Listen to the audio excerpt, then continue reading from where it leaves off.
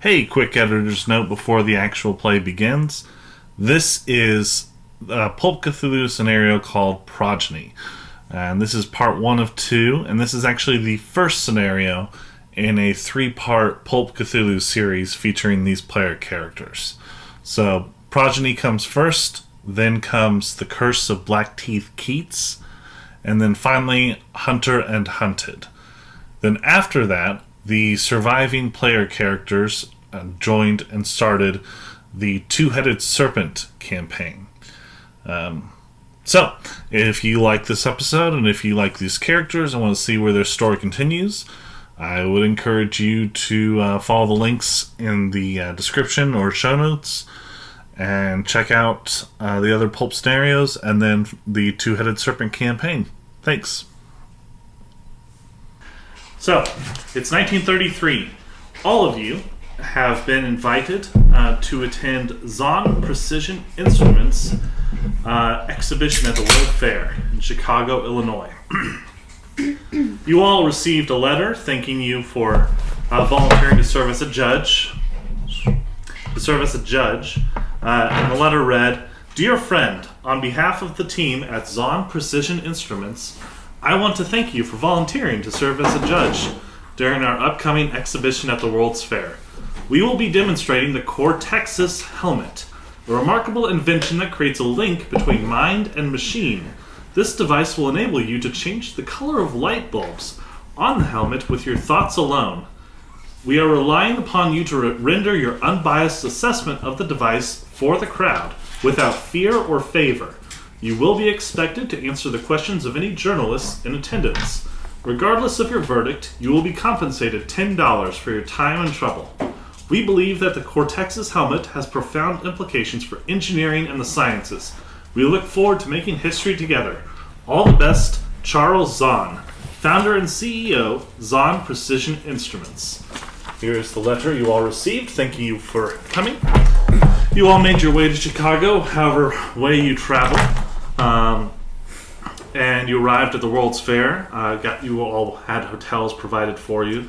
A car picked you up, drove you to the World's Fair, and we're going to start the game with you all being dropped off at the World's Fair. You got a little bit of time before you're supposed to actually go to the Zahn Precision Instruments, ZPI's booth. So you have the chance to kind of look at, 3 booths beforehand, if they catch your interest. Actually, you probably only have time for 1, so you'd have to probably pick between the 3 of you. But anyway, you all are dropped off in your cars. You all get out, and you all kind of spy another person along the row, and you all spy each other getting out of similar black town cars. And you're at the Chicago World's Fair, booths galore. I step out of my car so fucking confident. I walk out, slam the door behind me, and I'm just gonna be like, "Well, how's it going, fellas?" What are you wearing? I am wearing a white button-up that should be tucked in, but it's kind of messy, denim-ish jeans, a big old belt buckle, and just I look like I'm at the state fair. Are you very tall? Because your size is 85, right? I'm very tall. Okay. And I have very big hands, Okay. And I'm showing them, when I'm saying hey guys, it's so obvious how big my hands are. Yeah. Okay, and then Toby, you get out of your car. You see the woman with the big hands. What do you look? I instantly don't like her. She doesn't seem very smart. What do you look like, Toby? I'm very smart. What did I put down? 35. Kind of below average size. Actually, technically right at average size. Probably very thin. Then just kind of in a normal suit. Do you wear glasses? Yeah. Okay. I assume so. Right. And how old are you? 35. And you're 30? Okay. And then stepping out of the other car. I am wearing full fucking khakis with tall leather boots that go up to my knees. And you're ready for the savannah. Yeah. And I have a fucking shoulder cloak, a red shoulder cloak over one side, and a brimmed hat with a big feather in it. And I have a big gray mustache, and my hair is a dark gray. And I'm when I look at you, I'm turning my head and as just he's kind looking at me, can my baboon come out of the car? Like, I slammed the door on the baboon by accident, and then the baboon opens the car door and, like, climbs onto me. Yeah, it's on your shoulder. And it's huge. Like, baboons are big. So it's like a big baboon, and I'm just kind of like a little slumped while it's, like, on my shoulder. I mean, you're pretty probably I am strong. You're yeah. probably not slumped at all. He has his hand underneath his cloak. But yeah, you are all right next to each other. Do you say anything to each other? This is my baboon, Raveen. I should like to study it. Raveen, would you like to be studied? I've killed countless of his kind. Raveen is a cherished companion. I'd probably kill you if you did something to my sweet, sweet Raveen. Oh, I've long since grown bored of his kind. So you all woke up pretty early for you guys, 1 p.m. You all got driven to here. Like I said, you have time to visit, I'd say, one booth before you go to the main Zon booth and do your whole thing. Soft serve ice cream. But there's 3 booths that catch your attention. There are 3 booths that catch your attention. There's the Italian booth. There is the Thomas Edison Menlo Park booth. And then there's the Enoch Musk booth. Is that where he electrocuted an elephant? Did he do that at the World's Fair? Which booth do you want to go? I want to go to, what was the first one? I want to go to the Italian. The Italian. That's cool. So they're electrocuting an Italian elephant. So there's 3 different booths. There's the Italian one, there's the Edison one, and then there's the Musk one. I know Edison. This Musk guy though. I don't know anything about Let's him. go see Elon. Yeah, I'll go look at his booth. Each of you could go to one. Yeah. I'll go in the Edison booth. Okay. I ruined it. That man is a quack. So you're going in the Italian one, Morgan. Yes. You go into the Italian booths. Outside there's a cat-calling man. Outside, hey guys, come on in here. Come on, pretty lady. And you go inside. There's shiftless men playing the accordion to the amusement of capuchin monkeys on every corner of this booth.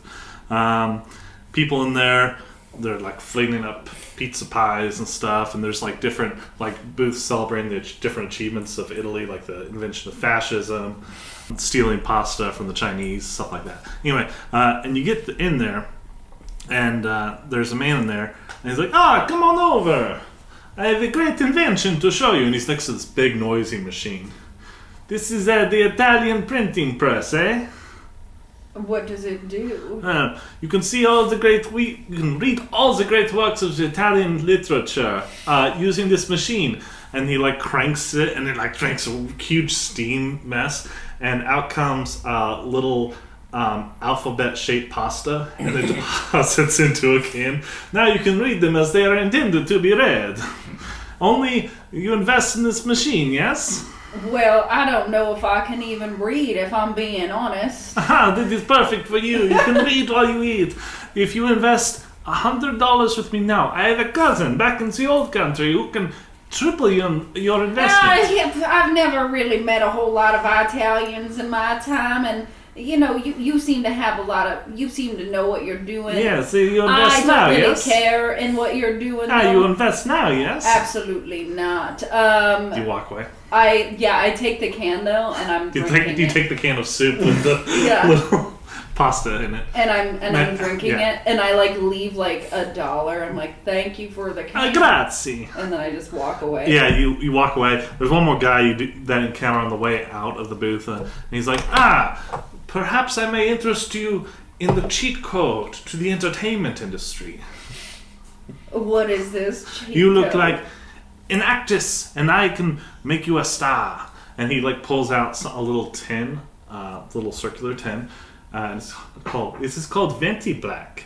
It is the best blackface makeup available on the market. It captures 95% of light. Soon you will have the key to success in Hollywood, yes? So you're saying I need to cover up my face to make it in Hollywood? Well, it's funnier that way.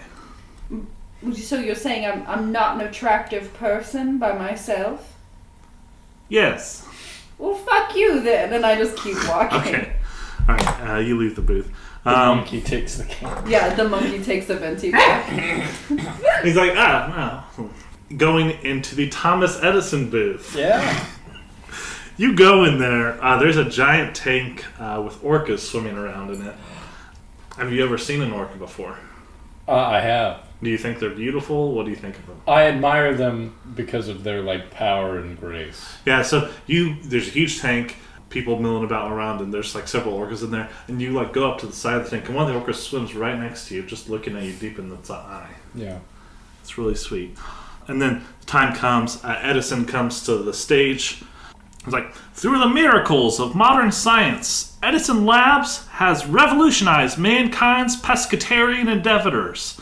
Gone are the days when whalers or fishermen through shipwrecks are forced to resort to godless cannibalism. And then you see coils on either side of the tank turn red hot and start electrocuting. Arcs of lightning cascade between them as the water begins to boil.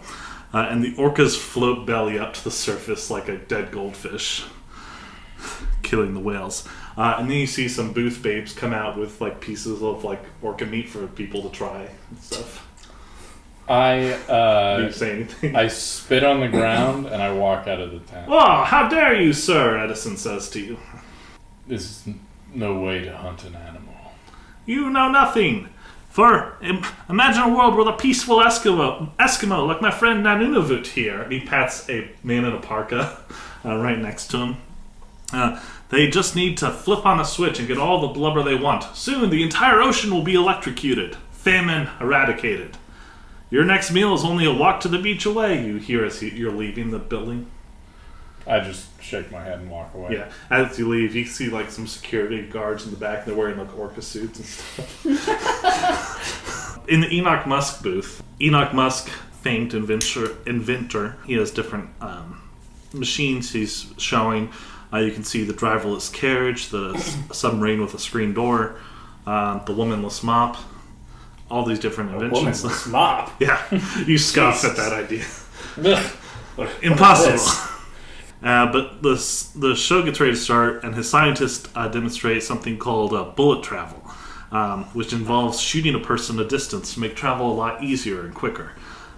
And you can see they're not doing real people today. They're showing some fake people. So they put a small family of crash test dummies into this gun, basically.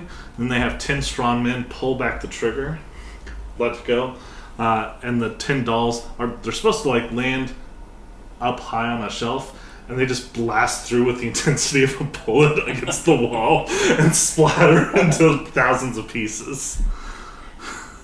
And the scientist says it will release in 2 months. It will replace all subways in New York City. You clearly have some work to do, but I like your initiative. This is clearly going somewhere. Godspeed. This could be the future. Yes. And so with that, it's about time for all of you to head to the actual place, the Zon Precision That's Instruments. where they're actually going to electrocute an elephant. Would there be any point to me inspecting the device and trying, using my mechanical skill to see if there's a fault in it? I mean, you won't have Okay. enough time right now. Got it. But yeah, you head to the exhibition at the Hall of Science, which is where the Zon Precision Instruments, they're going to have their event. Their actual company is headquartered in a different part of the city. This is just for the World's Fair. So, the Hall of Science is bathed in golden sunshine when you arrive. Banders celebrating the fair hang from the curved facade. Visitors wander in and out.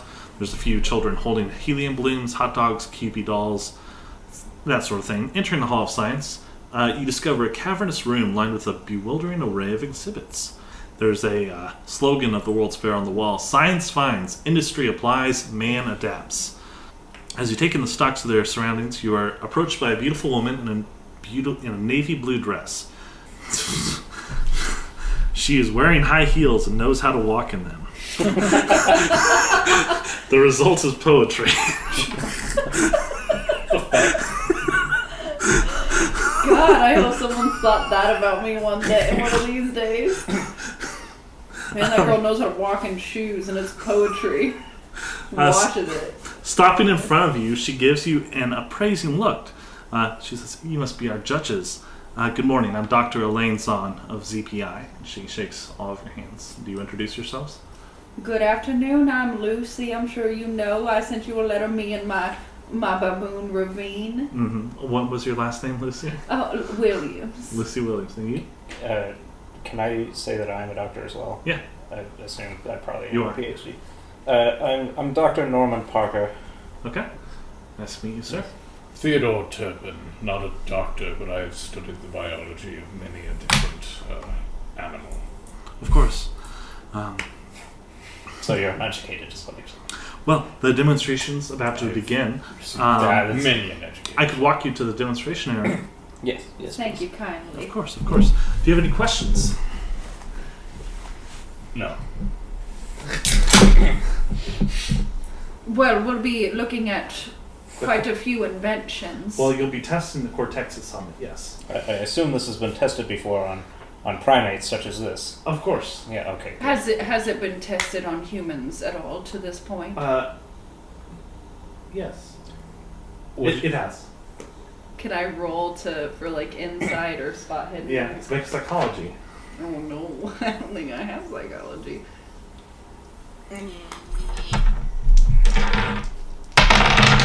No. I actually got it. Hold on, let me see if I got it too. I didn't. It's gonna be hard. I didn't for get me. it. She's a very poised woman who seems to be under some sort of stress. It's very important to her that this demonstration go well. Is something the matter? Is there Nothing. anything we could help you with? Nothing's the matter. We just want to make sure everything goes very smoothly. There should not be any problems. It's in our interest to make sure everything goes incredibly smooth. And so it simply changes light. Well, you can think of a new color, and the light bulb will change to that color. It reads your brain. So that there's scientists and businessmen and academics here, but there's also going to be reporters from the Tribune, the Herald Examiner, the Daily News. You'll be asked for quotes, of course, and just please provide your honest, unbiased opinion, nothing more, nothing less, and nothing else. How did you come about choosing us to be your judges? Well, we heard that you were kind of exceptional people. A league of extraordinary persons. Yes, indeed. You sound like the Nights Out character. I'm trying not to. I'm trying not to, but You it's sound just I'm Benoit sticking. Blanc. I like it. I do. I think it's cool. As you walk, you pass an area with several hang gliders and other aerial machines. A flying wing aircraft hangs from the ceiling as well as suspended by wires. You can make a mechanical engineering roll or pilot airplane roll. Hell yeah. Mechanical repair? Mechanical repair, yeah. Okay, roll. That's a hard. I failed. I failed it. Which is crazy. Morgan, you recognize this experimental craft has no fuselage and sports a distinctive rear-facing propellers, and you recognize this as the Westland Hill pterodactyl. Well, my goodness, what have you got here? This is a beaut. Could I get in it? Could I get in it? Could I get in it?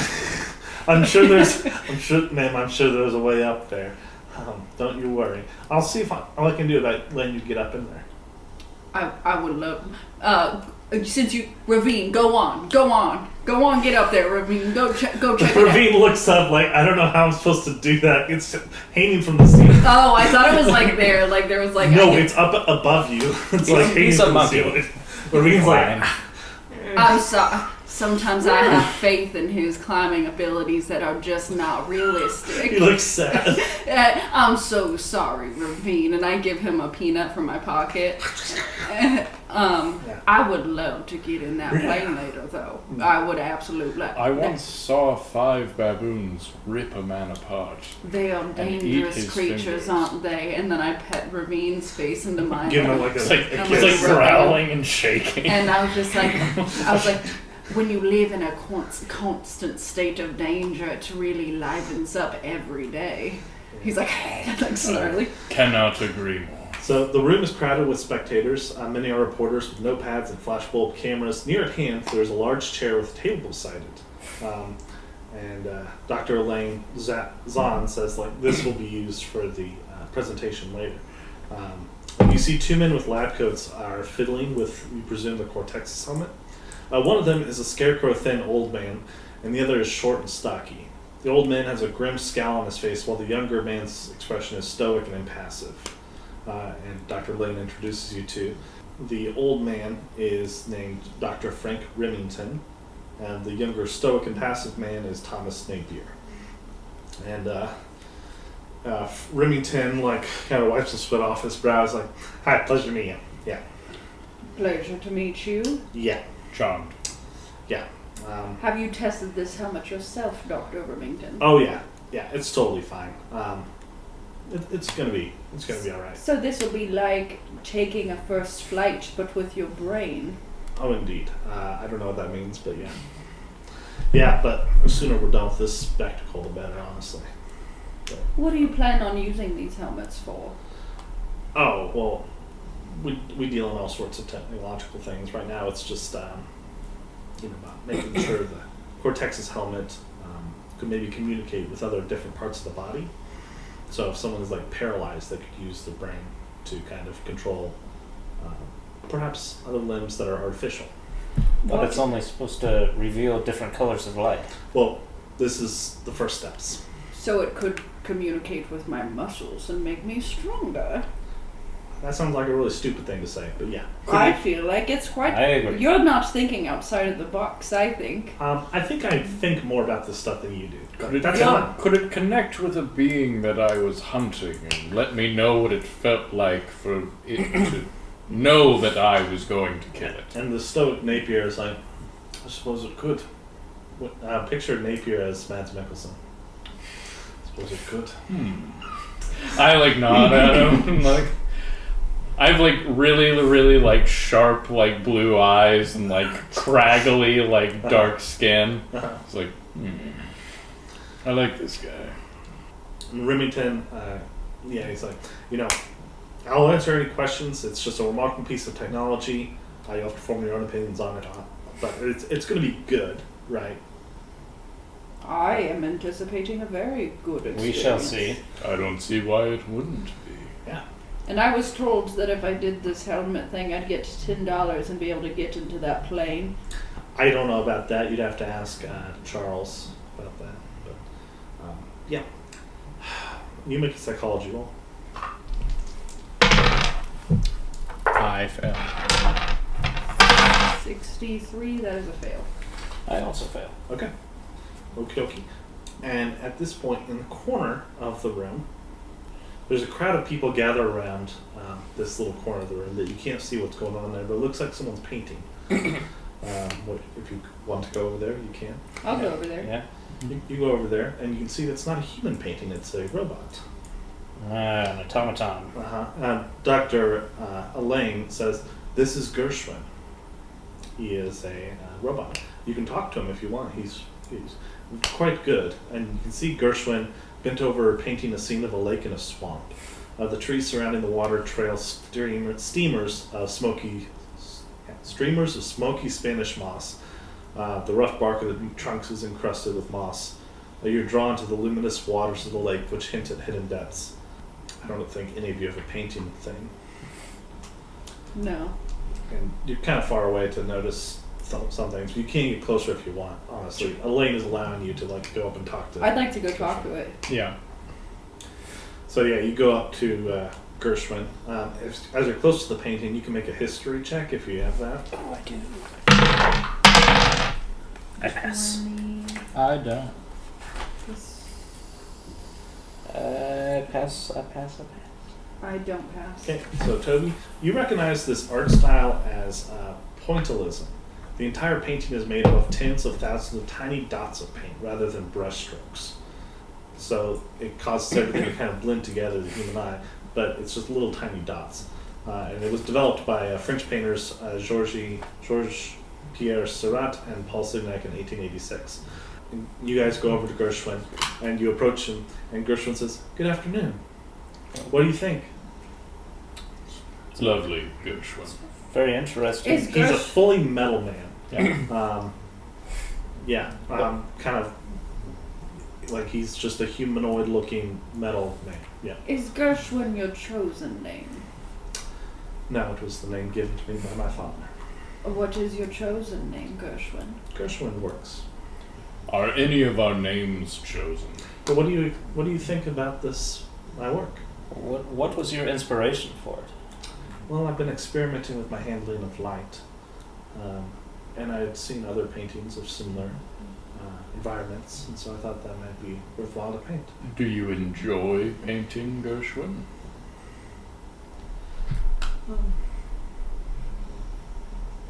It is interesting.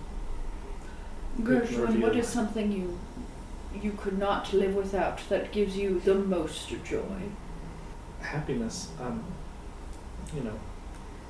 My current status permits the pursuit of all my design functions. So, but do you like it? I do. I'm pleased it speaks to you. Remember, Gershwin, finding something that thrills you is all that matters in this world. And pursuing that without fault, not letting anyone stop you from that. Yes. That is the purpose of life. Interesting. Mm-hmm. I like to fly planes personally. Do you? I She very is a much simpleton. enjoy it. What kind of plane do you fly? It's an old rundown thing that I kind of put together on my own. Oh. I don't know a name for a plane. The Gull Wing. It's an old plane. The Aspen 44. I don't know. Interesting. He's just looking at you guys.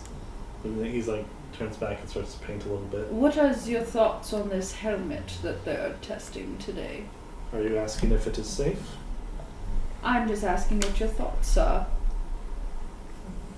I haven't personally interacted with the helmet. But as to is it safe, is driving a car safe?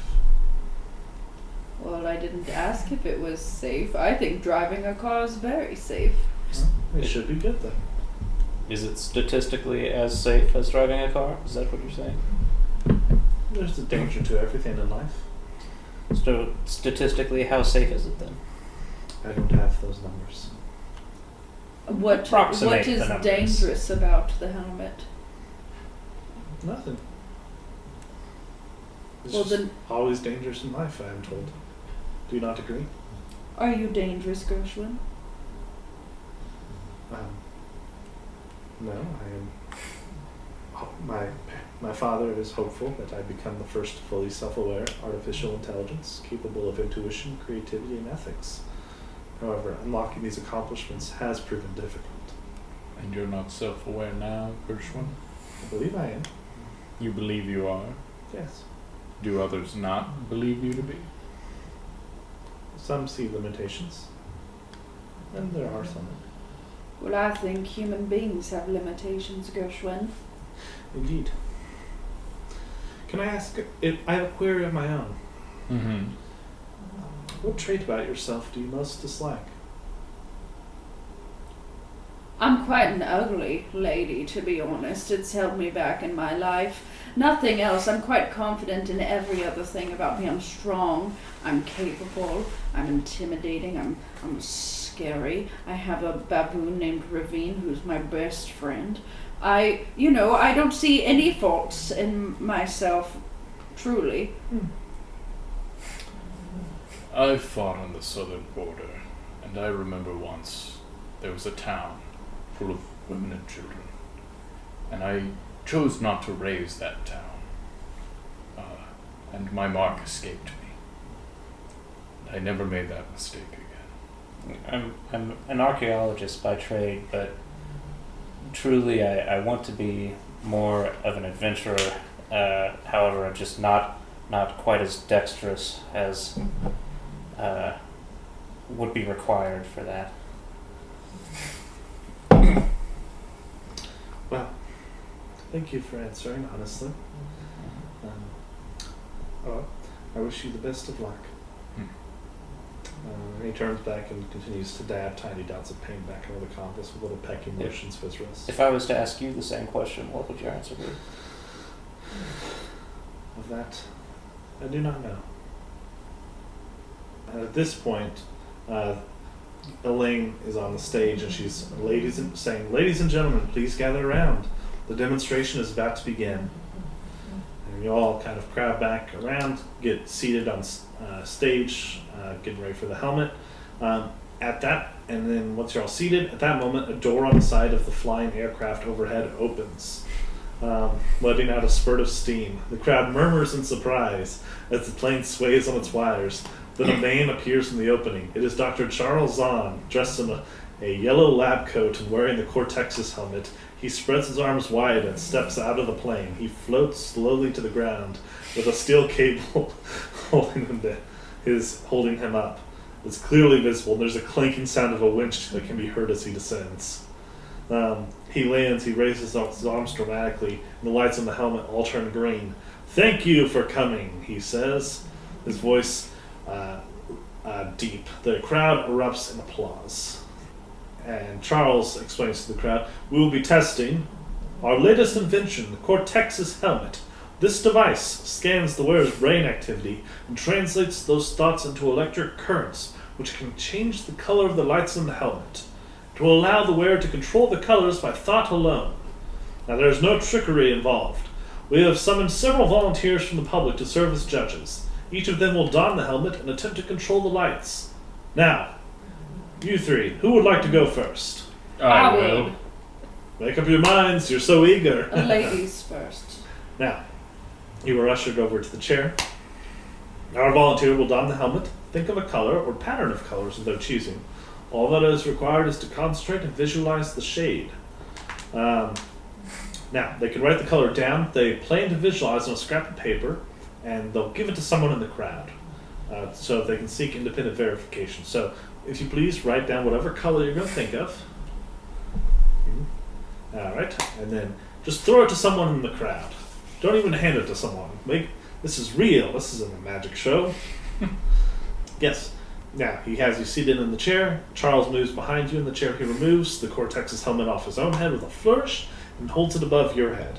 Cameras click and pop like insects at the dramatic pose, speaking softly so that only you can hear.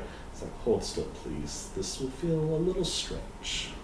Then the helmet comes down and settles on your head. The sensation is downright unpleasant. Your scalp prickles and the hair on the nape of your neck stands up.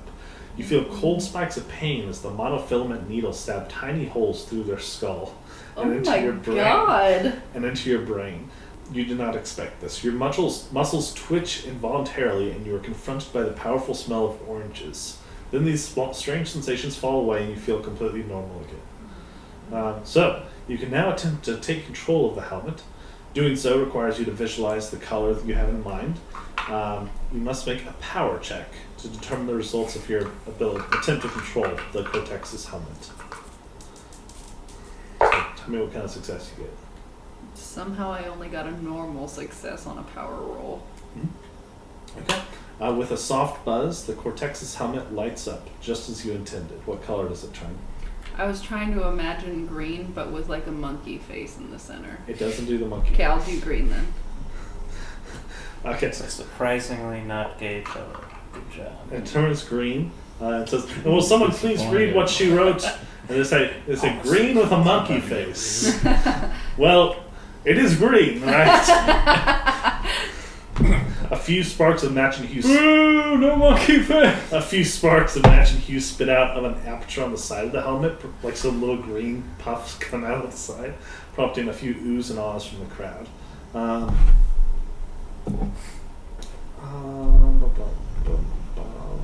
And roll a d6 for me, Morgan. 1. You feel chilled to the bone. Oh. For the next 3 hours, you must wrap yourself in warm clothes or shiver uncontrollably. This will add a penalty die to any rolls requiring strenuous effects. I just grab my monkey and I'm holding him right now. So he takes the helmet off of you. Do I feel the needles like leave my brain? Yeah. As he does that, I'll be like, Well done. Let's thank our first volunteer. and I'm just. How was it? It quite feels awful. The journalists say, what did you think? Putting the helmet on is quite awful. Not good. I feel the little needles going into my brain through my skull. But I guess thinking the color green with no monkey in it is cool. Alright. And who is next? An acceptable fact. Charles says. I will go. The big game hunter. Mm-hmm. Alright, step right up here. Alright, put the helmet on. I put it on. Alright, and write down what color you're gonna do. I write black. Okay. So you throw that out into the crowd, and then make a power roll. That is an extreme success. Extreme. You can control the lights on the helmet with ease. You're able to make the lights flash a series of colorful patterns, filling the room with a laser light show to the delight of the crowd. This turns black. It turns whatever you want. You can say other colors, and it immediately will turn into. Yeah, I just start naming them off, Yeah. red, black, white. Whoa! Very good. Make a d6 roll.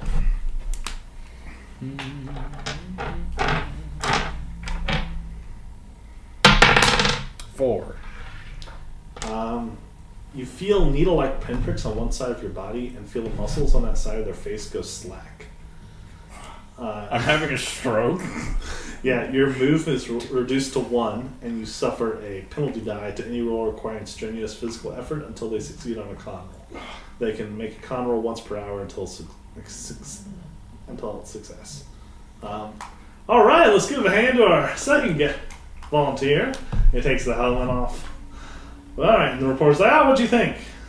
I mean, I seem to have some proficiency with it, but I can't feel one side of my face. And Charles slaps you on the back. Well, that can happen with ingenious science. Strokes, yes. Right. Strokes of genius. Mm-hmm. He's a bloody genius. And you, sir, our last volunteer. Yes. I'm quite wary of this helmet now. I don't. We were told of the needles. It's totally fine. He This man appears to be having a stroke. Are you not concerned? Oh, he's a kidder. Now, you all love this invention. It's pretty impressive. Now, helmet on. Write down your color. What color are you writing down? Campbell. Alright. Can I try and think of a color out of space type of thing, like a color? It has to be a color. God damn. A color You have to be able to imagine it. Yeah. It's imagine a color you've never seen before. Blue, like electric blue. Okay. I'll run it to. No. What'd you get? Just I fail. Did you fumble? 97. So yeah, you manifest blue as you intended, and then a ripple of light passes through the bulbs in the helmet. Then one of the bulbs bursts with a soft pop, and you can smell something burning. My brain is on fire. Make a d6 roll, Toby. 5. 5? Yes. And then for the fumble, roll another d6. Oh God. You get 2 of them? 2. So, first one, you're gripped with an overwhelming urge to laugh. You can suppress this impulse with a hard success on a power roll. On a failure, a bubbling chortle surges up from your gut, rising to a full-throated cackle that makes them clutch their sides. You start laughing. A few of the onlookers respond by laughing nervously as well. Tears leak out of the corner of your eyes, and they push out of the whole house of the body as though engaged in agonizing childbirth. Eventually, the laughter subsides to drooling wheezes. Jesus Streams of Christ. saliva tangle from your chin. It's like fucking Joker gas. The effect leaves you shaken and make a sanity roll. I'm fine. I'll lose 1. And then the other one, first of all, the crowd looks on in silence. Then the other one is you can't recognize faces anymore. You can see as clearly as ever, but are unable to correlate those they see with memories of people they know. It's permanent. You are now sitting in a room full of complete strangers. Make another sanity roll. God damn it. Just breaks you. Pass. Lose 0. Yeah, and yeah. There you go. All right, it takes the helmet off you. It seemed like you were having a great time with that. Oh, don't you love him? Don't you love him? Don't you love him? Yes, but yeah, you stopped with the urge to laugh after you've made a scene of it. But yeah, you can't recognize anyone right now. Who are you? Who? Well, folks, What's happening? I think this demonstration has gone great. I think this is the wave of the future. Any other questions for our volunteers? Why can't I recognize anyone? Doctor, he doesn't seem to remember something. Maybe... What's happening? Seems you've broken this poor boy's brain. Well, science.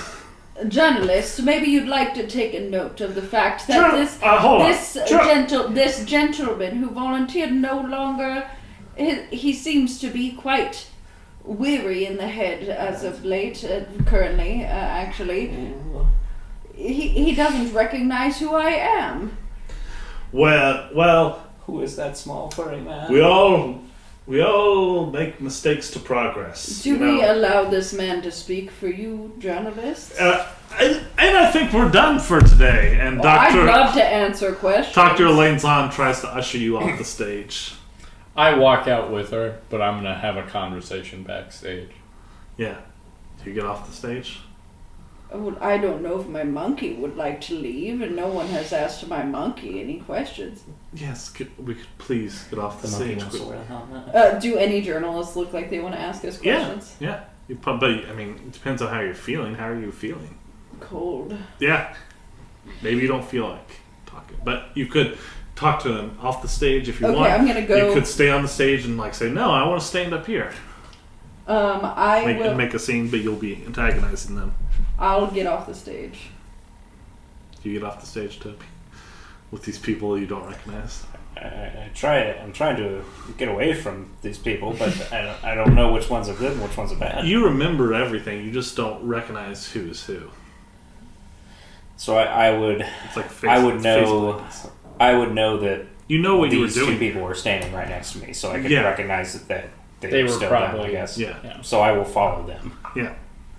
As you get off, the Cortex's helmet makes a soft sizzling sound, and the thread of smoke rises from one of its seams. I want to check my head. A Yeah. little bit. Is everything still good up there? Yeah, it's still good. Okay. You're fine. Not bleeding. Yeah, you get taken off stage, and the reporters swarm around you like hungry sharks shouting questions. What opinion do you want to give about the device? It seems like an impressive technology that is extremely dangerous for the mind of those who use it. But further studies should be done just on animals like this baboon here.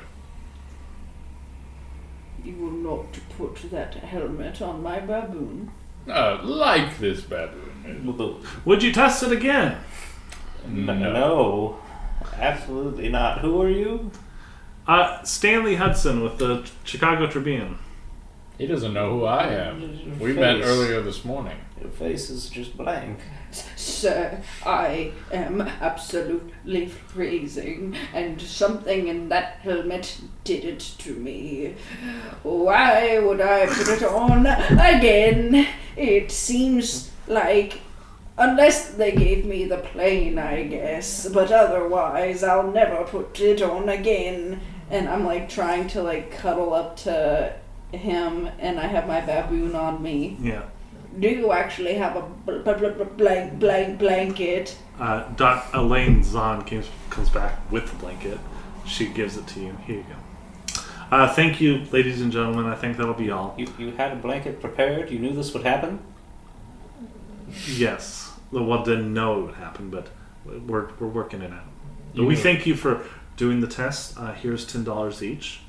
And I just wanted to say, and she turns to all of you, I understand my father may be a bit of a blowhard up there, but I appreciate your actual honesty because like some people here, maybe they're just here for the fame or whatever, or the money, but I am genuinely here for the success of our scientific achievements. So I appreciate the honesty. I can respect that. However hard it may be to hear. It is technology that it's real, it works, it's just, it seems like it melts the brains of those who use it occasionally. My brain does smell like it's on fire. Yeah. Napier comes over to you. I'm genuinely sorry about that. So, this is the Mads Mikkelsen guy. My deepest apologies for Charles' behavior. Well, it is what it is. Well, is this permanent? Will he be better? Remington also comes over. He's like, nah, you should be good, but it could be an improvement, honestly, for you. I'm sorry. Who are you? What? Excuse me. You don't even know this man and you're saying a change in his entire brain chemistry is an improvement? Who the fuck are you? Alright, first of all, First of all, I put a lot of work into that helmet. I walked up. So you put a lot of idiots who don't know anything. I walk Do up I have and the I put my helmet? hands on my hips and I fucking kick my leg out and just stand over him. And I go, You think you're tough? if You think you're tough, big boy? Apollo. Old man? Apologize to my friend, or he will have a barrel of a gun down your throat. Like, you can't threaten me. I walk up too and I'm not saying anything and I'm just leaning Do you forward have a baboon on your with shoulder? my baboon on That's my really shoulder. scary. And I'm just leaning Also, over. baboons are fucking... Yeah. And I'm just like It's a smaller baboon. and I just very quietly I'm like, Raveen, what do you think of this man? And he's just like, I'll kill him. Can I make an intimidate check with advantage for that? Yeah. I'm facing down potentially the wrong person. So First one is an extreme. That's fine. You can't get better. Yeah. He's like, all right. Sorry. How about we get to the helmet and you put it on? How about not? The helmet's broken. It's going to take weeks to repair. Thanks to somebody. Thanks to somebody. Thanks to somebody. And Elaine says, Remington, let's go.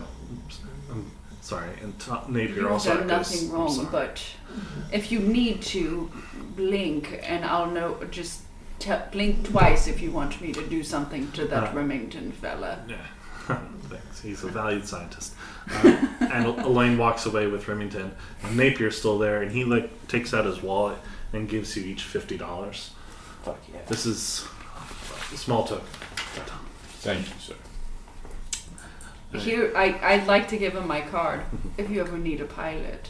And I wink at him because he's this one that looks like Mads Mikkelsen, right? Yeah. He smiles and says thanks. And it's like one other thing, as far as the side effects go, they should be resolved after a good night's sleep. And the other side effect with this helmet is you're probably going to sleep very good. You're going to get knocked out basically and have a very good night's sleep. So. Well, And you are all feeling very tired, honestly, right now. Well, fellas. I think we should find a hotel. You already have your hotels. Oh, it's already taken Yep, care they've of. paid for everything. Okay. I believe we all have rooms in the same hotel. Would you like to take the same car back? That only makes sense. Yes. You are... I'm like We're 75% sure that you are who you are. you also, yeah. You came here with us. Yeah. As you guys are leaving, you see Charles yelling at Elaine, his daughter, about something. So, People are yelling at each other. yeah. She told us already. I know She kind of people talked to us like, "Hey, this is important to me." I probably wouldn't intervene. But yeah, he's yelling at her about something, but you don't hear what it is. And you guys head back to the cars and go to the hotel. And it's like 5 p.m., but you guys are exhausted and probably feeling bad from your side effects. Yeah. Yeah. I'm So- still freezing. Would anyone like to sleep with me? Mm. Not sexually for the warmth. The Body baboon's warmth. already tearing the The bed. baboon must be in the bed too. No, I think I'll go to my room. I understand. I'm disappointed, but I do understand. I've known you for 2 hours. You want to get in bed? And I feel like I'm having a stroke. Yeah, I'm having a stroke. You're shivering. Like I you're have needles shaking. impacted in my brain. I'm still like slightly less now certain that you are who you say you are. You keep wandering off to other people and trying to fall. They have to keep dragging you back. Are you the monkey? You don't like. You keep can't mistaking tell. other people for the monkey. It's a child. It's like, come here, monkey. Why are you so small? Mikey. Monkey. Yeah. So yeah, you all go to sleep. Yes. Yeah. Separate bedrooms. Yes. Yes. Okay. I guess. Do you want me to sleep with you? Yeah. I don't know this person. I would never do that. Yeah. And you can't even recognize her face. Yeah, okay. That makes it easier, actually. Anyway, you all go to sleep. You sleep hard So hard. until you are so hard. awoken by a phone call to you, Lucy, We're all awoken. and it's Elaine. It's Elaine Zahn. It's the early morning hours, about 3 a.m. Her voice is shaking with emotion. She's, hello. Well, hello. Who is calling at this hour? This is Elaine Zahn. Yes. Could I ask you please to come back to the Hall of Science right now? There's been a murder. Well, why would I be I involved know in what's happened. any sort of murder investigation? You're an independent body, and please, I can explain everything here, but you're an independent investigator type who could help with this sort of thing and not be involved with it. But please, can you wake up the other volunteers? And My dear friends, yes, I will go wake them up. Best friends in the whole world. I will wake them up post haste, sweet Elaine. Where shall I meet you? at the exact same At place, the the Hall of exact Science. location. Well, all right, Elaine. I'll go wake up my best friends. Just past those Italians. Yeah, past the dead orcas. Yeah. I go knock on their doors. Yeah, you're woken up. I answer the door in like my full regalia. Yeah, It's like just laying in bed. you have your rifle. Hello, Listen, what is your name again? Theodore Turpin. Theodore, my dear friend. Teddy. Teddy Turpin. There's been a murder. Elaine, Oh. the daughter, has called me and she has asked that we return to the science building. I bet it's that robot. And then you wake up the other Yeah. guy. All of you, your side effects are gone. Oh, thank goodness, it's you two. Some harlot asked me to sleep with her last night, and I couldn't even tell who she was. Awful. What a terrible That's experience terrible. you must have had. It The was same Any- thing happened to me, and I just stare at you. the impropriety. Anyways, I wanted to Elaine. report her to the police, But I couldn't I find her. didn't know who she was. I just couldn't tell. Elaine, the daughter, the science daughter, she called and said there's a murder. So we have to go to the museum as investigators, as we all are, to help her. But that's what she's asked. I'm sure she'll pay us a lump sum of significant amount of money. I mean, we can go. Yeah, we can go see. Requested by contract before we investigate. So yeah, you travel. Does this make us a team now? A family. Are we a family now? This is about family. What's your last name? Williams. Williams. You're Captain Williams because you have a plane. So Captain Williams and whatever your group's name is. Yeah. Okay. Dr. Parker. Parker. Okay. Okay. Yeah, you all catch the cab to the Hall of Science. You can see the facade lit with floodlights. Elaine is standing outside. There's like cop cars all around, but Elaine is standing outside in a green cocktail dress. Her face is a mask of shock. She thanks you all for coming and asks them to come to the office inside the building where they can speak privately. As you enter the building, you find it swarming with police. They're focused on a storeroom where they're taking photographs and sifting through wreckage. Even from the doorway, it's possible to glimpse a body covered in a white sheet. The floor is stained dark with blood. But the police aren't paying attention to you, as long as you don't go over there, which you could if you so choose. But she's leading you back to the office area. And you go in there and you see Gershwin is already waiting inside there. Once you are all inside, she shuts and locks the door. She sits down and says, I called you here in the hopes that you would be willing to investigate this murder yourselves. My father's killer must be found. I'm sorry, my dear. I'm sorry to hear that he died. I just don't trust the police to get the job done. Elaine, you were the last person I saw speaking to your father. And it was quite heated. Yes, you can interview me for any sort of thing, but we were just having a small disagreement about the helmet. But Gershwin has examined your brain scans after the demonstration, and he sees something special in you all. I believe that you have the discernment necessary to identify the murder. Gershwin agrees. Will you help us? Yes. Is Gershwin programmed to tell the truth? Gershwin says, I'm quite an honest individual, yes. What are the parameters of your programming, Gershwin? The parameters? In what regard? I'm assuming there have been some limits placed on Gershwin. I look at the doctor. Elaine says, Gershwin is a very important artificial intelligence creation that we're working on. The intention is to be as close to human as possible. So there are no restrictions No. whatsoever Correct. Gershwin, on the robot. Correct. Who was the last person to see your father? Well, I can only just tell you about what I have been I mean, up to. yes. How about you just tell us what happened? Yeah. So basically, after the demonstration, I got into a big argument with my dad about the helmet situation. I was saying how it wasn't ready yet, we shouldn't have done it yet, but he was hoping that a public demonstration of the inventions might attract new investors. Our company needed additional capital, if you understand.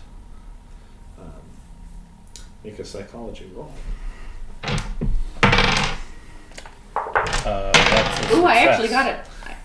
It feels like she's understating the needing additional capital thing. How much capital did you need?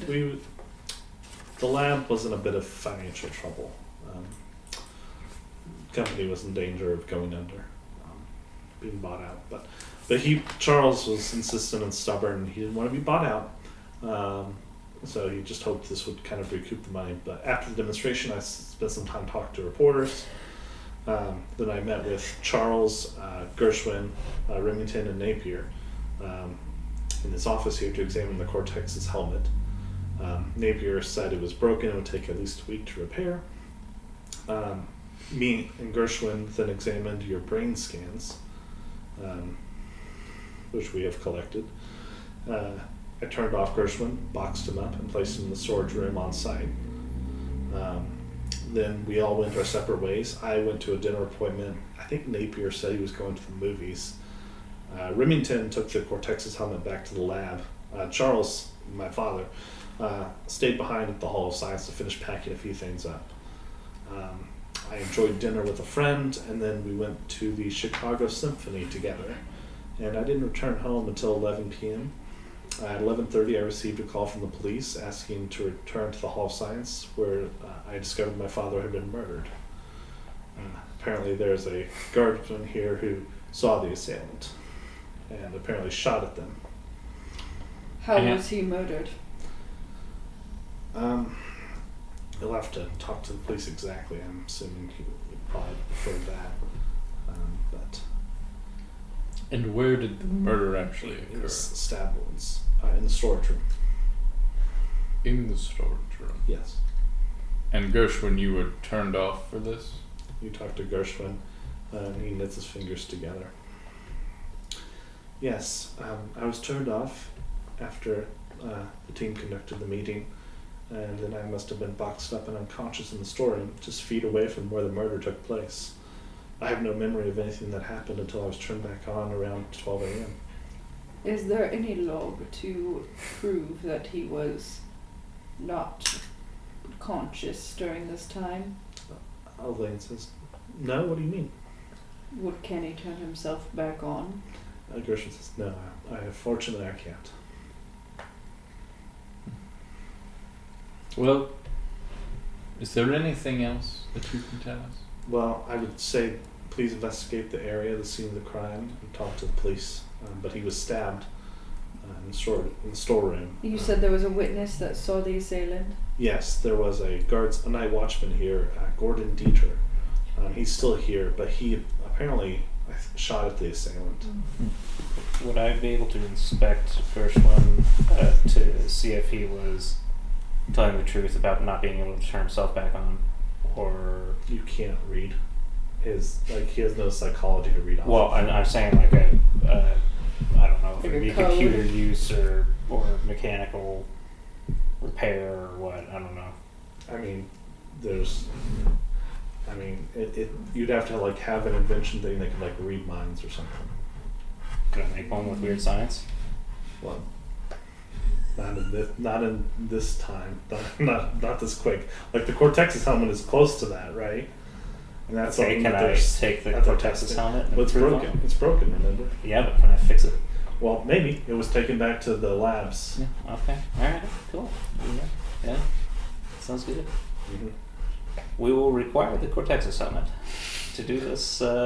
Well, here's what I'll say. You're welcome to talk to anyone at the Zon Precision Instruments. And she writes out a piece of paper saying that to the staff of ZPI, the bearers of this letter are independent investigators employed by Zon Precision Instruments, retained to make inquiries into my father's murder. They have my permission to speak with any employee and review any of our records and documents. I will expect you to give them your full cooperation. If you have questions about these instructions, you may speak with me directly.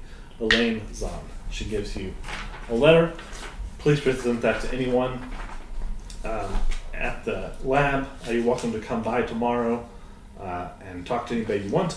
But for now, I think it might be best if you examine the body or examine the murder room or talk to the night guard. I would like to talk to the guard and then I'll examine the room. Of course. No problem. Just come see me before you leave this. I'll be in the office here. Got it. Would I have reviewed a map or a listing of all the booths that were at the fair? You could try to get that, yeah. Okay, I want to do that. So, okay, yeah, you leave the office. There's police all around. Looks like there's someone in charge, a lieutenant, looking at the crime scene. There's a body covered in sheets. You can see the storeroom a little bit, and you can see what looks like a night watchman standing nearby. Walk up to the night watchman. Okay. He's there. Hello. Hello there, sir. We're independent investigators here conducting an investigation. Right. You were the one who saw the assailant? Yes. So yeah, around 10:30, I heard sounds of a struggle coming from the storeroom. I went to investigate. From across the lobby, I saw a shadowy figure in the storeroom standing over Charles's body. The suspect was holding a bloody knife in its hand. In its hand? Yeah, the suspect in their hand, whatever, he or she. I couldn't tell. But I cried out and the suspect ran. I drew my pistol and fired a shot at it. I assumed I must have missed as the suspect kept running. I thought I hit it dead on. But the person circled around to the back of the building, vaulted onto a display table, and jumped through a window before disappearing into the night. And what did you do after it escaped? I went and called the police. Did you search the area? Were you nearby the scene of the murder? Yeah. So you were near the scene of the murder. You saw the stabbing end, or you saw him standing I saw the over. suspect standing over the body, Okay. holding a bloody knife. And was the robot Gershwin still in the storeroom when you were there? I didn't see a robot. You just saw the assailant. Yeah.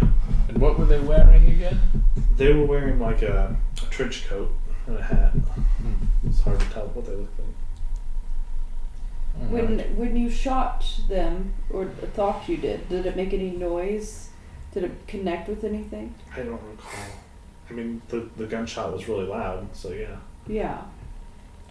But I shot him right in the storm, yeah. I'd like to go to the storeroom. So yeah. Could you point out to me where you shot at him? Yeah, you head over to the scene of the crime and the police are there, and the lieutenant says, "Hold up, who are you people?" I present the letter. I don't work for those people, so, and the police. Okay. We're independent investigators. Why should I let you access the storeroom? Because we're independent investigators. You think you do this job better than me? Did I say that? Well, why should I allow you into a murder scene? Because we're investigating the murder as well. Do you want to try to persuade him, or is... Give him some money, maybe. I don't know. I pull out the 50 fuck, shut up. Calm down, it's my money. I pull out the 50 that Mads gave me earlier, and I just slide it to him as like, we'll just be having a quick look. Kind of make You it. think I would ever take a bribe, sir? Possibly. How dare you? I oughta, and Elaine comes over and says, Officer, I'm sorry, he was joking. He didn't mean that. He's a kidder. I haven't gotten a chance to ID the body as a family member. Please, may I go in there and can these people come in as my emotional support? He's like, all right, that's fine. I put the 50 back in my wallet. He looks at you kind of like, just stares at you. Thought I was bent. Hey cab. You look very straight to me. Thank you. You go inside. The police are finished with the room. He says 2 minutes. And you go into the storm. The storm is in shambles. A few of the crates are shattered, and there's a lake of blood congealed on the floor. Zahn's body is covered in a sheet. You can pull it back, and Elaine sobs at his face and then looks away. Takes a cigarette from her purse and lights it, and then goes and stands in the corner with trembling hands, smoking. Do you want to examine the body? Mm-hmm. I would like to examine the body. Yeah. Medicine or first aid? Can I do biology? Sure. I failed. That's a 1, baby! It's a dead body. Huh? I was saying for him, it's a dead body. Congratulations. So you failed. You I said? failed. If you succeed, he succeeded. I don't know if you did. You discover Zahn suffered numerous stab wounds in the stomach. The wounds are narrow and deep. You also notice there are bruises in the shape of fingers around his wrist, and the hand flops at an unnatural angle. You discern the stab wounds were likely the result of a thin instrument like a switchblade, and you determine the bones in Zahn's wrist were crushed. Only tremendous force could have splintered the wrist in this way. You see this here, and I start to point to his wrist. Something destroyed the bones in his wrist, and you see the bruises look like a handprint. You can make a spot hidden roll, everyone else, while he's doing that. Mm. You can do it too. Yes. Hard success. Yeah. I failed again. Whoever had the best success, you both had hards? Yeah. Okay. Both of you find this at the same time. You can see a bullet rolled into a seam between two floor tiles that hasn't been noticed yet. And you pick it up, the bullet is flattened as if it struck a hard surface. It's a fucking robot. I point the bullet out to the police. The police aren't in the room, so you want to do that? Yeah, I want to. Yeah, we need to. Why would we take it? We need to prove it to the police. Fine. Officer, Yeah. you missed a bullet Okay. So what? It's a random bullet. in the room where the murder occurred. Where But he wasn't shot by anyone. He did fire a gun, you fucking idiot. And now There's a night watchman. Right. And he shot a wall, probably. Where did Okay. he hit the wall? Who There cares? would be an impact. Well, thank you for finding the night watchman's bullet. Alright, I'm sure he'll need it again. Alright, I walk over and pick it up and I put it in my pocket. Elaine says, Alright. Elaine, can I talk to you in the other room? Yes. Of course. Is Gershwin around? Gershwin is standing out in the hallway. Can I call him in? Yeah, Gershwin. What do you say? Gershwin, can you come here, please? Of course. I'd like to shoot him. It's in this quick. Point blank. No, I want to see if it does it. Gershwin, can I shoot you? How I would really rather you did. I want to see if the bullet reacts similarly to how this bullet was found. We're really going straight at Gershwin. That was not what I Hold had on. in mind at all. Yeah, we just fully accused Gershwin. Yeah. Elaine says, I'm going to talk to solved the the police. mystery. You can talk to Gershwin if you want. Can I shoot Gershwin? He is incredibly valuable company property. Please do not destroy him. But anyway, I'm going to talk to the police. I'll be right back. And she goes off, and you're left alone with Gershwin. And Gershwin turns, watches her leave, and then turns back at you. I did not commit this crime. It seems actually like you committed this crime. If I were you, I would think that too. No matter what the evidence might suggest, I did not do this. In fact, I was the one that told her to summon you, because I saw something special in you. You are the kind of people that reject the easy answers. You won't stop digging until you've uncovered the truth. I would encourage all of you to investigate Elaine, Remington, or Napier. My continued existence depends on it. Please, I did not kill my father. Gershwin, Are there any others like You you? have to understand, Gershwin, this looks bad. I just wanted to ask what your analysis of the scene was. I didn't want to shoot you or accuse you of anything yet. She started accusing me, which I know. understand. It makes sense. I just wasn't going to go that far yet. I was going to let you. Gershwin, I got my fucking eye. something was shot to Gershwin, and there was an impact, and the bullet fell flat. Can we inspect Gershwin's body? Please inspect me. Please. I have a knife. I just wanna. I'm not going to shoot you, Gershwin. Please do not hurt me. I just want to see. Can you feel pain, Gershwin? I was programmed to feel pain. Interesting. What an awful thing to do to you. It's Anyways, and part of I'm the gonna human experience, scratch is him it with not? the knife. No. I just want to see if it scratches his body. He's like, that did hurt. Did it leave a mark? Roll for damage with the knife. Oh, damage. Fuck. It's like a D4 plus your D6 damage bonus. Oh my god. You could kill him. Touch 1d4 plus 2 plus damage bonus. Oh fuck! It's even worse. I don't have a D4. That's a huge knife. I don't think you have that one with you. Okay. I'll just do like a D4 then. Yeah. 1. Yeah. You scratch a little into the side of him. You push enough you No camel. No. you don't get much into him, really. Okay. It doesn't even really leave much of a scratch. So there's no scratching. If the smallest imperceptible Okay. thing. So I was just checking Gershwin to see if a mark is possible. Now, if you were shot, that means you definitely have a mark on your body. That stands to reason. Then Unless I was wearing Kevlar. why would you say that, Gershwin? I'm examining all options. That's good. You're being a good investigator. I'm on the team. Okay. Yes. I wouldn't say you're on the team, Gershwin. You should come with us. You're just maybe not our. Would anyone like to sleep in a box with me tonight? Nope. I You're, mean, I you're asked still them if our they number one suspect. Let's be That honest. is fair. Well, let us investigate your body. Do you have any Teflon? Kevlar. Kevlar? No. Nothing sticks to him.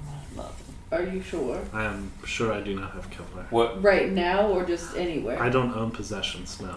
looking through this storeroom, is there any like replacement body parts for him or anything? No, because this is just like their showcase Okay. that they're only here for like a day. This isn't their lab. But this is where he was supposed to sleep. Right. Yeah, in a box. Yeah, Well, what can I inspect the box? it's just it's empty because he's not in it. Okay.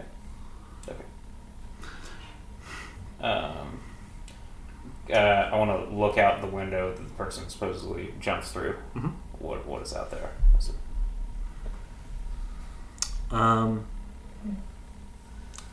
It's just into the streets. and stuff. Okay, so nothing important. Nope. Got They jump through a broken window. it. Well, it They broke. jump through a window. Yeah. Yeah, after that. You don't see any blood though. Yeah. Okay. It's weird. Any other type of residue on the glass or anything? Nope. Gershwin, are there any others like you? No, I am alone. Have you tried to make any others like you? I do not. I am trying to make myself. That is my Do you first know task. anything about the others that would explain why they were able to crush this man's wrist with ease? When it seems like you're the only one that could do that. That does seem incriminating. I agree. Yeah. So you just don't know. But we should go look at these other people. I would encourage that. Yeah, I'm sure you would. I would like that very much. Can we make a deal, Gershwin? Please don't. It depends on what kind of deal. I'm not really capable, I don't think, of making contracts. Well, let's pretend you are for a moment. Okay. I will do everything in my power to prove that you are not guilty. Good. But You have to let me onto you. shut up. If I come to the conclusion that you committed this murder, I will hunt you, That is fair. and you have to do everything in your power to escape me. No easy deals. I will do that. May the best man win. Man. But I did not do this. I'm just like, start running. I believe you did that. Alright, that's an admission of guilt. All right. We got him. Now, he like steps back into the box. If you could, flick me off. Dude.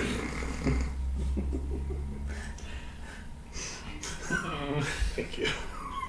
I'd like to go talk to the night guard. Okay, you guys leave Gershwin in here. Go out there. I What? drag the box out. What? What? No, Yeah. no, we don't. That Gershwin's in.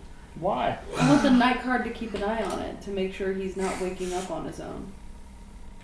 Why don't we just take? Why would you? Is he's like a We could full-size human? Yeah. We could send the night guard in there. Okay. So I mean, carrying him around wouldn't be feasible. Okay. I assume. No. I'm assuming he weighs like several hundred pounds. Yeah. He's like a metal man. He's lightweight. It's a lightweight middleman. Anyway, so That's are you terrifying. taking him out? No, I just want to talk to the night guard and have Okay. him keep an eye on him. Okay, yeah, you go back out there, you talk to the night guard. He's like, yeah, I'm just waiting for the cops to leave, then I can fix the window, and then I'm still gotta work with the rest of my shift, so. Listen, is there any way you can keep an eye on Gershwin in the box to make sure he's not waking himself up? Well, it's just a toy, right? No, he's clearly an artificial intelligence. Well, sure, but that's not real, right? He talks and he paints, and I just had a full I just need you to do this. Can you do it? Yeah, I'll watch the box. I'm gonna check in on the storage room. It'll be fine. Sir, what sound did it make when your bullet struck the individual? I can't tell. You didn't. I just heard the gunshot. Ask the same question. Yeah. I And wasn't listening. the night guardsman goes back to I don't whatever he was respect. doing. The night guardsman goes back to whatever he was doing, and Elaine comes over to you guys as you guys are getting ready to leave, because that's pretty much it. But Elaine says, well, I think it may have been Gershwin. I mean, I don't know why he would do such a thing. It's just a feeling I have. And for the first time in my life, I'm afraid of him. looking at the body, He told us to investigate you, Elaine. Why would he do that? I think he understands how bad this looks, and he wants a fair investigation, is what I understood. Well, you're invited to come visit ZPI tomorrow at our lab, review our records, interview Remington and Napier. But with that, I'm going to have to bid you good night. So, you guys leave, go back to your hotel. What time is it? 5 a.m. Is there like a map or a listing of all the exhibits around? She'll get that for you by tomorrow. Okay. But yeah, you all go to sleep. You all wake up the next morning, head into ZPI, I assume. Yes. Well, I was gonna, if there's time while still at the fair, or in the morning, I was just gonna see if there's any like booths with the inventions on crime solving. Was my intention. Some crime There's gotta be solving something. invention. The fair is over. Yesterday was the last day. They'd sell it to us on the cheap. I don't know what you want. So, I want the whale if you don't know what you want, then electricity I'm thing. gonna say you don't find The it. whale electricity. Yeah. Thing. Just something to A like. giant coil. Huge coil, like the size from the Miniature floor to the size. ceiling. Yeah. They don't have that. Okay. Okay. Yeah. Fine. Okay, well, if you can't tell me what you're looking for, I can't help. Can I get the plane? What do you mean get the plane? The one that was hanging from the ceiling. Well, that is there. You'll have to like try to buy it from somebody. Okay. Okay. So you go to CPI. The next morning, there's a newspaper article filled with pretty much most of what the guardsman told you. But yes, could visit ZPI in Chicago. Zahn Precision Instruments. It's a sleek tower in downtown Chicago. Bronze Art Deco statue stands out front depicting Arcane, a beautiful woman with a weaver's shuttle in her hands. You arrive at the front desk and are greeted by Desmond Finley, a short man with gleaming, slick-back hair and a pencil-thin mustache. He's wearing an all-black suit, shirt, and tie. A large picture of Charles Zand stands on an easel next to the desk, with numerous floral arrangements in front of it. Staff are mourning, and Finley appears to be in shock. Finley welcomes you to ZPI. Asks for your names. I am Lucy Williams. Lucy Williams. Theodore Turpin. Dr. Norman Parker. Good to have you. Yes, do you have an appointment? We have a letter. We don't No. need appointments. We have a letter from Miss Elaine. Oh, okay. Alright, and he presses an intercom button and he says, Mary, can you please fetch Mr. Emerson? Dr. Zahn's investigators are here. He's like, just wait a moment for Mr. Emerson. So it won't be too long. And so, do you guys wait? Yeah. You wait. 10 minutes passes. 20 minutes pass. I walk back. Look around. Yeah. Just as you are on the verge of saying something, a man you recognize enters the lobby, and it's Napier, the Mads Mikkelsen guy, wearing a white lab coat over a shirt and tie. He has a black flower pinned to his lapel. Napier blinks in surprise when he sees you guys. I wasn't expecting to see you here again. We've been asked to investigate the murder. Really? Yes. Well, why don't you come up to my office? I'd be happy to show you our records or answer any questions. Perfect. And he says, the front desk person says, Emerson should really see them first and have them sign things. And Napier's like, oh, that's fine. And he says, no need to keep these good people waiting. Emerson can find my office. And he goes upstairs and opens the door, takes you inside. Let's see. You go through the first floor office area to the staircase, and from there to the third floor. The first floor, as you go through it, is an office area with an open floor plan. There's rows of filing cabinets, rows of desks, a typewriter, telephone, inbox, overflowing with papers on each desk. Men and women are at the desks working. Most of the staff is dressed in black. They're wreathed in cigarette smoke and the steam from strong coffee. There's like a break room and stuff like that, a records room and stuff like that. There's a switchboard operator's room, a storage area, and the stairs. So yeah, there's some records in here if you want to look into the business. The second floor, you go up, it's a warren of laboratories. The lighting is dim, the air full of the soft hum of machinery. So yeah, there's different laboratories here if you wanted to look at the science stuff on the second floor. And then on the third floor is the executive offices and a large conference room. Zahn's office was here. There's also offices for his department heads, artificial intelligence, which is Dr. Elaine Zahn, engineering, which is Thomas Napier, and biology, which is Frank Remington. So heading into Napier's office has windows that face another building. There are several bookshelves, each with a double layer of books, that one row of tomes is in front of one another. The walls are covered in blueprints of biplanes. Uncomfortable folding chairs constitute the only furniture. Lying atop the desk is the damaged Cortex's helmet. The device gives off a faint odor of ozone and fried circuits. He's in here right now. He sits down, says, "All right, so I assume you want to know, do you want anything, coffee or anything?" I'm fine for now. No thank Perfect. I assume you want to know what I was doing last night. you. That Yes. is one of the questions. Well, after the demonstration, I gathered with the rest of the team at the Hall of Science to examine the damaged helmet. It seemed the device had short-circuited and would require extensive repairs. Last time I fixed it, I had to have custom parts ordered, and it took me a week to finish. Then we split up. Remington came back to the office to return the Cortex helmet and then get caught up on some work.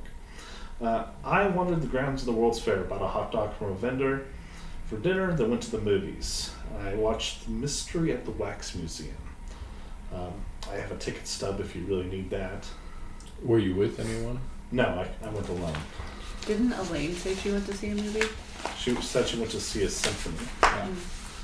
She said she was went with dinner a with a friend. But I have the ticket stub, and he holds up a ticket stub out of his desk. I take it from him. What was the plot of the movie? Oh, it's a dreadful movie. Have you seen it? Yes. You- Explain it to me. He does describe the plot accurately if you have seen it. Okay. It's been out for a couple of weeks. Just because you have a ticket stub doesn't mean you went to see the movie. Right. It would be quite an easy alibi. Indeed it would. I'll have to remember that if I commit a murder. What are your thoughts on Gershwin? It is an interesting piece of technology. I have high hopes for it. Do you believe he's capable of waking himself up? That would be interesting. I've not seen anything like that. But after the movie, back on that, I used a payphone and I called Remington at ZPI. I asked how his research was going and encouraged him not to work too late. Remington is a confirmed bachelor and has a tendency to lose himself in the job. But the first time I learned that Charles had been murdered was when Elaine called me early this morning. Yes. Well, Were you close with Charles? I was reasonably close. He and I had some problems, but nothing too serious. Nothing that would make me want to kill him. What were those problems? Oh, he denied me a raise. 1 year I was very sick with the disease and was hoping for a raise, but he chose not to get me one that year. So, but I would never have killed the man, of course. And Gershwin, I don't think he would have done this. I did overhear Charles and Elaine having a heated argument in his office. I wasn't sure what the disagreement was about. did you hear any bits of the argument? No, I wasn't sure what it was about. I asked her about that. She said it was just about the helmet. Well, this was at his office, so it wasn't about the helmet. So we must be thinking of different times. So multiple times they've been arguing. Correct. Fathers and daughters, they argue. How has the company been doing financially? I don't keep track of that side of things. Perhaps there's something in Charles's office or in the books downstairs. Got it. But If you need anything else from me, I mean, you're welcome to talk to me at any time. I may be in here or I may be in the lab downstairs. I wanted to inspect the helmets one more time. Sure.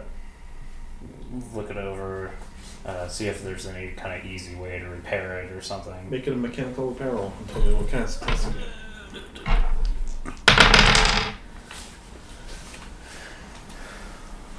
You need an extreme. I do not have an extreme, but I do have a hard. Let me take a look for you. I'm quite good with mechanics. I do not notice anything that I can fix on this. Okay. It seems very complicated for you. I don't exactly understand how the weird science thing works. Can I? Basically, you can create items. So say you wanted to create a 3D printer, and you would make a mechanical roll. We determine what that is, and we determine how much money it would take and how many points, how much money. Oh God, I want to say, what kind of success, how much money, and how long it would take to create it. Okay. And then you create things like that. So if you wanted to create like different sci-fi weapons, like a death ray, or Well, I definitely want to do that. like a hearing thing that like increases you to listen like 100 or something. Okay. Stuff like that. Interesting. So you have to think a bit out of the box as far as that. But yeah, Napier says, I'll be in here for now. I don't think Remington is in yet, but if you wanted to speak with him, you confirm that I talked to him. Perhaps we might want to go search the office of the deceased. Yeah, I was gonna say that. Feel free. Do you have a phone nearby I could use? At his desk, yeah. I'm gonna call the movie theater. Right in front of him, you're gonna do this? Mm-hmm. I mean, no. I wanted to do a phone somewhere else. Okay.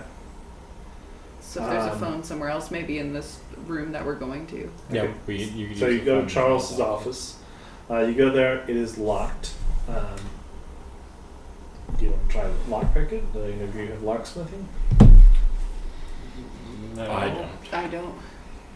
What is locksmith is one? Might as well.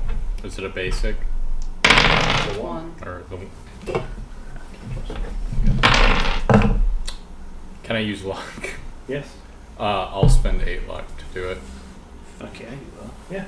You do it. You pick the lock. You inside. Paper crinkles underfoot as you enter. The floor is covered in loose sheets of notebook paper covered in cramped handwriting.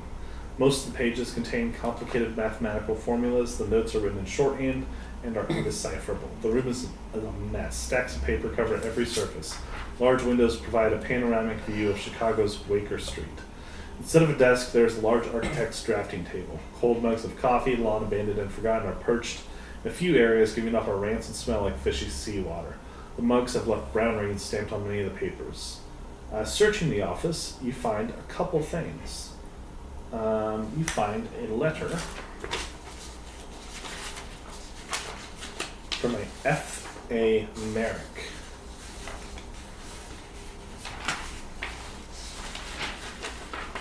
And you also find a disciplinary action form for an employee. You can just read that and then summarize it to the rest.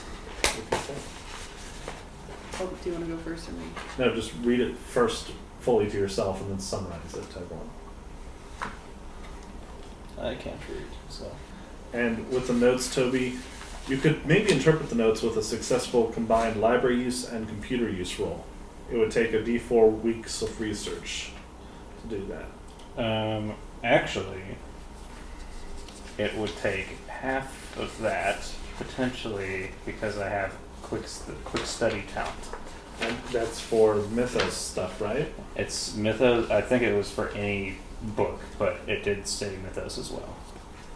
Okay. If it's for any, then yeah, it'll be half the time or whatever.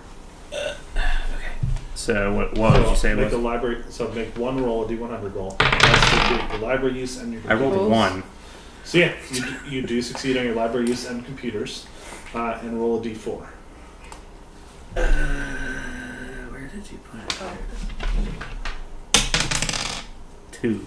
Okay, so in 1 week you'll be able to fully, after of the notes you picked, you'll be able to understand what his writing was saying and stuff. The disciplinary action, this girl named Alice that worked the phone switchboard would regularly stay on the line listening in on the conversations.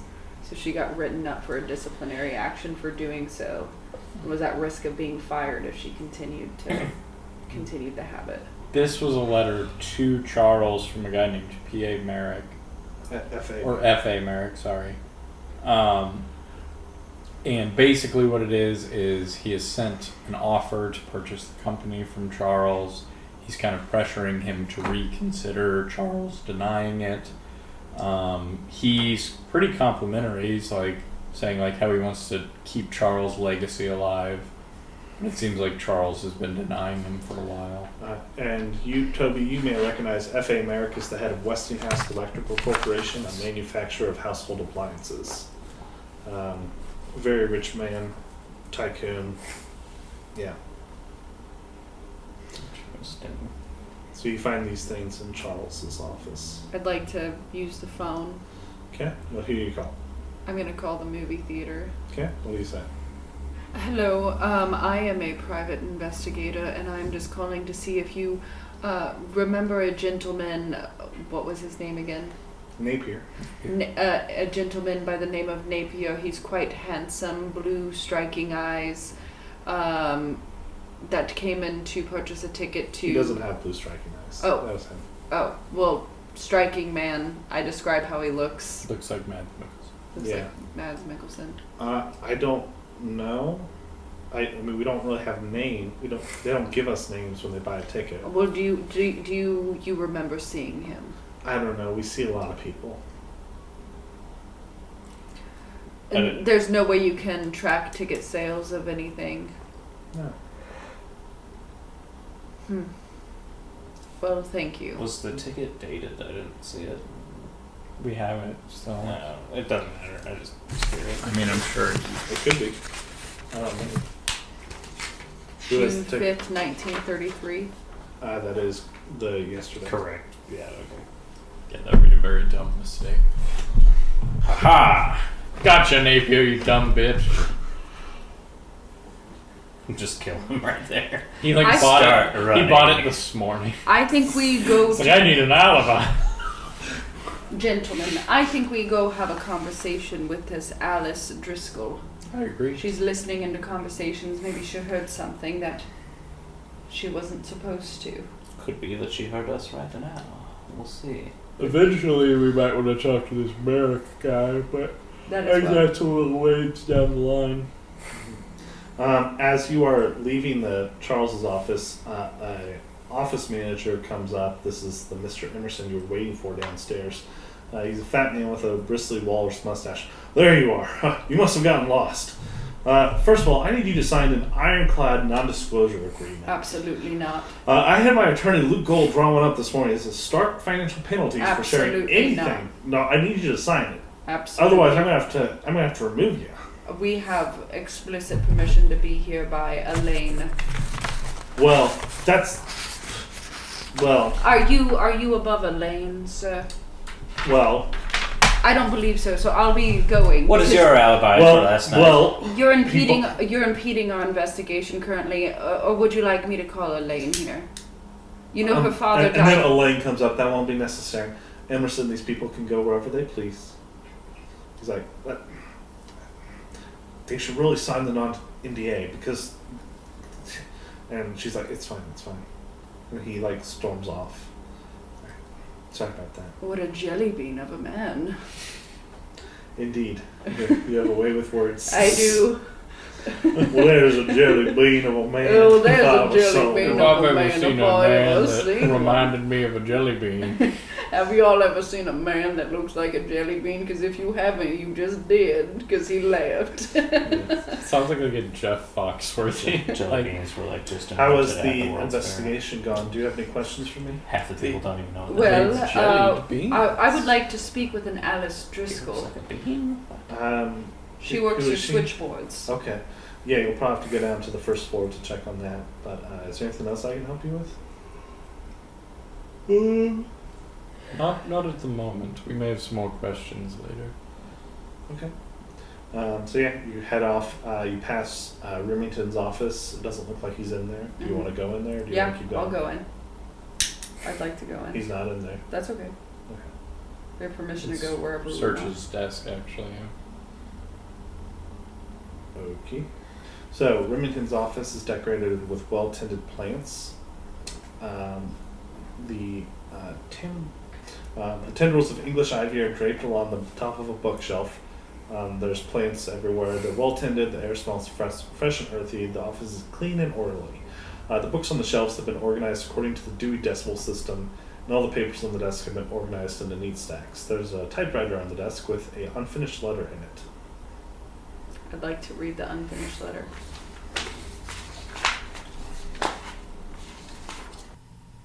Quick editor's note. I realized the players never actually said what's on the typed note in full, so I thought I'd just read out the full letter on an edit.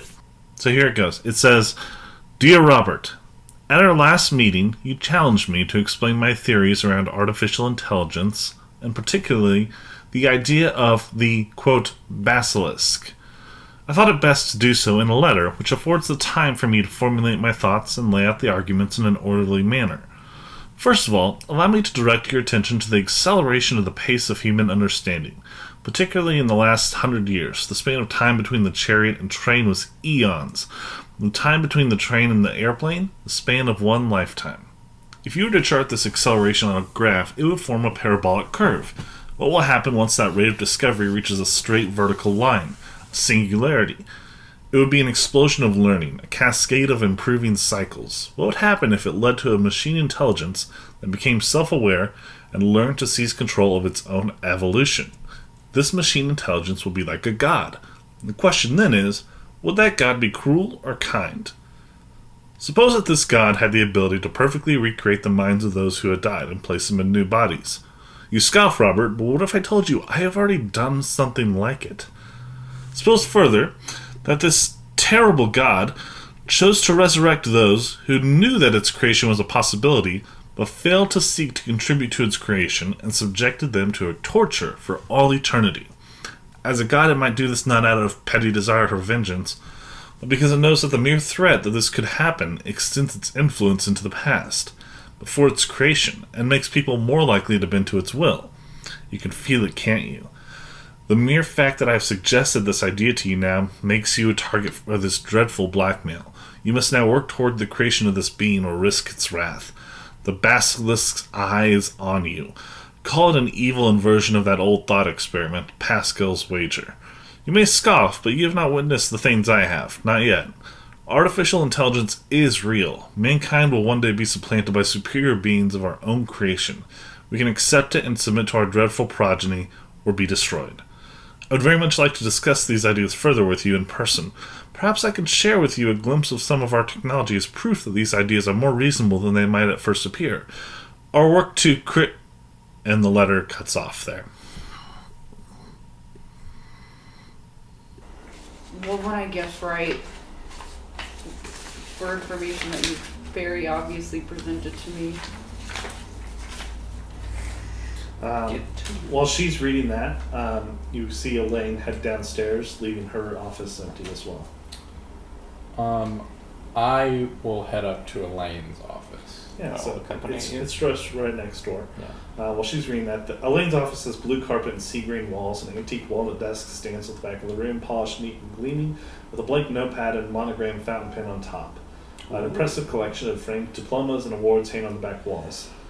There's a chase lounge and a pair of leather club chairs clustered around a low table. On the top of the table is a Zen garden, a small tray of sand with decorative stones, and a small rig for tracing. Searching the office, you produce an appointment book inside a desk drawer. The day of the murder, there are entries for World's Fair demonstration 3 p.m. and dinner with FA 8:30. You also find a copy of a pending patent applications memo. So she has dinner with FA? Yep, at 8:30 last night. Huh. Find a copy of this patent. Yikes. What? You can give it to Toby too. So, Just summarize it for you me. guys, You should read it, Toby. Okay. you guys can This read is this too, but this is all of the patents. And they do have synthetic flesh, human skin, muscle, nerves, tendons. Maybe could be a little stronger. I don't know. I think they made a robot and put skin on it. Yeah.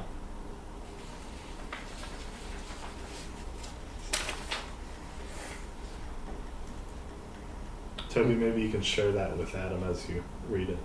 You just summarize for me. Or you- That's what I asked Morgan to do, and she didn't. Well, pay it forward. Okay.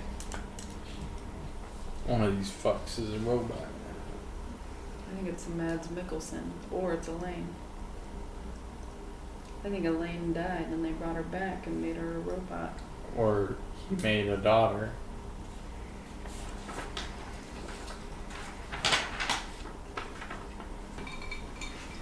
Thoughts are I played this mission in Fallout New Vegas. It's a fucking synth. That's Fallout 4. Or Fallout 4. One of the Fallouts. There are synths in Fallout 3. I can't. One of the Fallouts. You have to hunt one in Rivet City. It actually comes from like the Commonwealth. Yeah. Remember that? Kind of. So, How will this knowledge help me? Well, so several of these people could be Running amok. James. Robots. so what are your reactions to the patents and that untyped letter? I think they're robots. Nothing's going on I here. think he might be a robot. I Who? think he's bringing people back and making Who? them robots. Who? Remington. The other guy, Mads Mikkelsen. Maybe he killed himself and put himself in one of those memory cores. It's an iRobot thing. Where are the memory cores? We don't know. We need to go search the The science labs. one? Also, they could be making copies of us now. That's why they picked exceptional people. You'll get to hunt yourself. I'm gonna have. I get to hunt myself. Oh what my I just god! said. I know. I'm not even mad. Okay. Just tell me where I am. Please. And, Please. and release me. No, so I can hunt me. wait! Don't tell me where I am. Don't ruin it. This is great. This is so great. Thank you. I start shaking everybody's hands. This is the best birthday present I've ever had. Oh, I like hand the $50 back to him. You keep it. This is the best technology I've ever seen. I'll sign over Can everything you make I owe more? to you right now.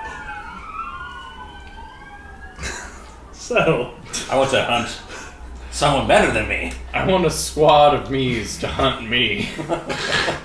I want the feeling of being hunted. so yeah, you leave Remington's office and Elaine's office. Where do you go? I'd like to talk to the switchboard person. I mean, we could go talk to the switchboard person to see what she heard. But, I mean, I think we got a lot of this information already. We could go talk to her real quick. A lot more flyers. We could go talk to Elaine and just ask her who she was having dinner with. Where do they keep papers in this place? I'd kind of like to go talk to Elaine, yeah. Yeah. Yeah. So you head downstairs. She's not on this floor Gonna anymore. get your knife out and start stabbing people. You go downstairs to the second floor. This is the laboratories. Let's see here. Inside, there's workbenches, coils of wires, heaps of machine parts, and one corner is a chalkboard covered in diagrams. A robot stands upright in an alcove nearby, its arms folded across its chest like a mummy.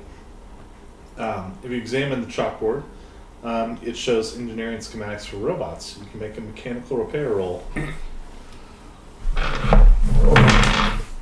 I failed. He's passed this time. I have failed almost every roll this time. Nope. Really, Toby? Yeah, I know. I It's really passed, but I shitty. have normal. I don't know if it's something I could push. With Yeah. your weird science rolled with a bonus die. Okay, I like that. Extreme. Very well. Or hard. If these calculations are to be believed, these robots are twice as strong as human beings. Their frames are made out of a metal alloy called cargonite, which is both lightweight and hard as steel. Shoot it. Oh, are they just hanging? No, this is like diagrams and stuff. But there is a robot on the alcove, and it looking on diagrams, it has the designation of O dash is O dash 0-O or Otto. Otto Wolf. And Remington is kind of down here, and he's looking around at you guys. It's like, interfering again. That's fine. That's fine. There's a robot in the alcove? Yeah. Its name is Otto. Is this? It's turned off though. Yeah. Can I turn it on? Yeah. You turn it on. With mechanical repair roll, you can turn it on. Okay. Can he roll with advantage because of his We wild turned the magic? other one off. We don't. This is different. Okay. Can we turn it? This doesn't look anywhere near as advanced. Can as he have Scripture. advantage because of his wild science? You can have bonus die because of your Weird science. Yeah. Okay. Yeah. I did pass that. Okay. Yeah, you turn it on. Greetings, Otto. Enter command. What was your last command? Query. What was your last command? Statement. Pick up cup. Prior command? Get cup out of cabinet. Maybe it's time to turn this guy off. Maybe they just stacked a bunch of tasks to clear the history a little bit. I know this game. Put cup up. Put cup down. Up, down, up. What? Kill Charles. I knew it! What would you do if I told you to kill a man? Computation. What? Kill man? Yes. Confusion. Clarification. What do you mean? Would you be capable, query, would you be capable of committing violence against a human? Unknown. Remington, Yes. is this robot, Otto, similar parameters to Gershwin? Nah, this is an old thing. It doesn't have any artificial intelligence whatsoever. It just follows orders. Otto, please identify all other robots in this vicinity. Yes. Me. No other robots here? Unknown. Remington. Yes. He wants to make a spy hidden roll. Oh, yes, I will. It's a 99, baby. I pass. Possibly got an extreme. In fact, I did get an extreme. I passed. I got a hard. As you're looking around the labs, this is just the first lab. As you're looking around the lab, you see a box full of 6-inch metal tubes. You can make a computer or mechanical engineering roll. Pass. I passed as well. These look like some sort of data storage device. Each is labeled. There are cylinders for Charles Zahn, Elaine Zahn, Thomas Napier, and Frank Remington, as well as one for each of you. Take them all. Memory cylinders. Yeah, these, and like, Rim, do you trying to hide this from Remington that you're seeing this? Or are you just casually looking around? We're just casually looking around. Yeah, he's like, yeah, those are brain scans. So it wouldn't bother you if we took them with us? No, they're company property. What are they used for? It's just to be able to improve our artificial intelligence and how people's brains work to try to bring that over to robots. So you would never just input this in just like a blank robot body? Oh, that'd be interesting, but no, Charles is not interested in that sort of thing. Well, Charles is gone. Yes. Or is he gone? If you have a scan here. Yes, I suppose, but I mean, we can't. I mean, you're a genius, right? Well, the best we can be able to do is discern high-level details of a subject personality and then copy that information over. But we haven't been able to like get deep into a person, right? Mm-hmm. But yeah, that sort of thing. Do you want to go to the other labs? There's two more. There's one labeled the art studio and one labeled Remington is the one that wrote that letter. about the basilisk. Do you want to interview Remington? Remington, what were you doing last night again? I spent some time overseeing the dismantling of the exhibit. I gathered with the rest of the team to examine the helmet. I remembered that Napier was really frustrated. Napier had the Cortex. He says that the Cortex helmet wasn't ready for a big demonstration, but Zahn rejected the advice. Repeated use seems to put strain upon its circuitry, and Napier warned us that might happen. When the meeting was over, we all went our separate ways. I was planning on heading back to the office, so I took the Cortex helmet from Napier. It was late in the day, and the headquarters was mostly empty when I returned. I let myself in with a key and headed straight to the third floor, dropping off the Cortex helmet in Napier's office before going on my own, going to my own office. I didn't meet anyone else here, so I don't. Actually, no, I do have an alibi. The only other people in the office were Emerson, who was in his office. I didn't talk to him, and one of the switchboard operators, Driscoll, I think. She was in the switchboard room. But I spent some time reviewing some lab reports. I don't want to bore you with the research or anything and stuff, and I'm not sure if you signed an NDA or not. We have. You have. Make it faster. It doesn't matter if we have or not. That's a failure. Wait, is that a third? No, that's an 80. Yeah, I'd have to see the NDAs. Doesn't really matter at this point. But anyway, that evening around 10 p.m., the switchboard operator, Driscoll, informed me that she had Napier on the line. I took the call. Napier wanted to check in and see how the work was going, as well as to ask for his opinion about the demonstration.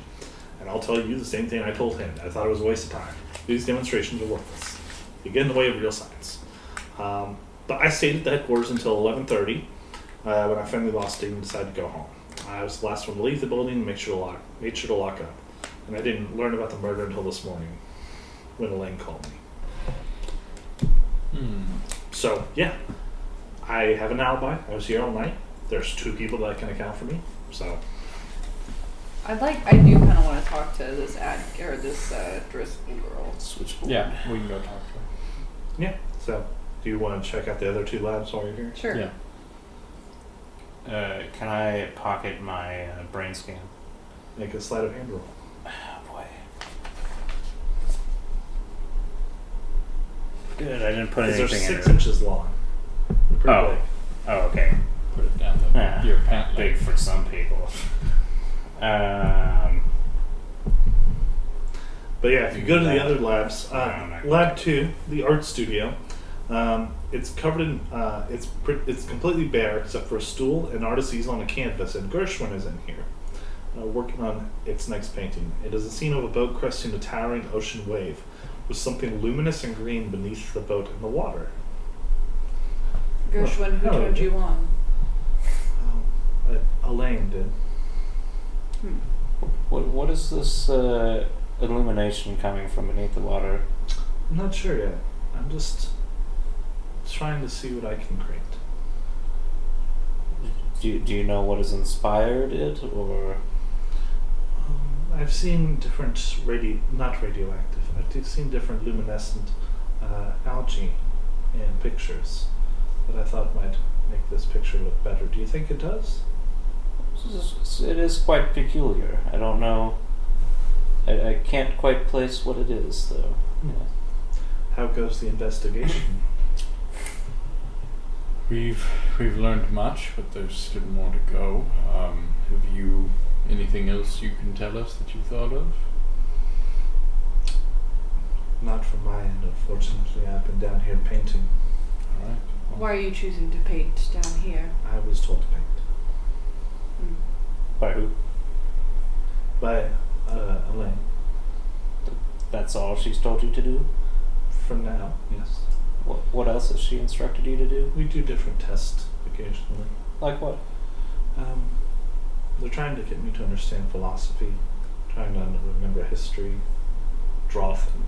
Art seems to be the big focus right now. Is see if I could actually create something new, whether I'm merely imitating intelligence that I've been given. Makes sense. Yes. Were you given our intelligence? No. You read our brain scans. Yes, I saw them, yes. You seem to be quite adept individuals. Do you know if they take those brain scans and do anything with them? From my understanding, they use the brain scans to improve artificial intelligence like myself, to bring closer to human. I'm More human than human. So what was that older robot? Otto. I'm gonna put my brain scan in auto and make it HK-47. That's funny. Yeah. Query. Statement. And then on to Statement. Run. Yeah, do you say anything else to Gershwin? No. Would there be any good way that you know of to identify an intelligence such as yourself if they were disguised as a human? I suppose they would have the same resemblance to me, metal body. Well, if they were disguised in Human flesh. artificial flesh. Well, that is fair.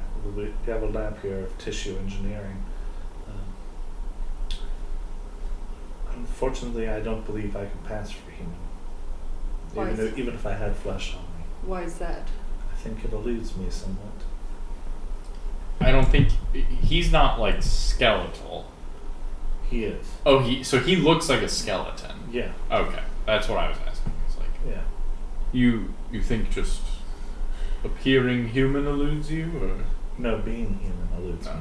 And that even if I were to have flesh and blood on me, even synthetic ones, I don't think I would ever resemble a true human. But the artificial intelligence that you're aware of all looks like you, even if they're underneath skin. From my understanding, I'm not connected to any sort of hive mind, if that is what you're thinking. I just think there may be more of you. That is something to think about. Is there any way you could find them if that was true? I would have no idea. I'd have to talk to them, I guess. Could you, if it is in your ability to do so, I don't know how they allow you to move around the facility, but could you just try talking to people and see if you discover anyone you believe might be like you? I could assist you in your investigation. Has Okay, there thank been you. anyone that has been particularly interested in you? Not really. Dudes, does this mean I am part of the team? Yes. Sure. Yes. Good.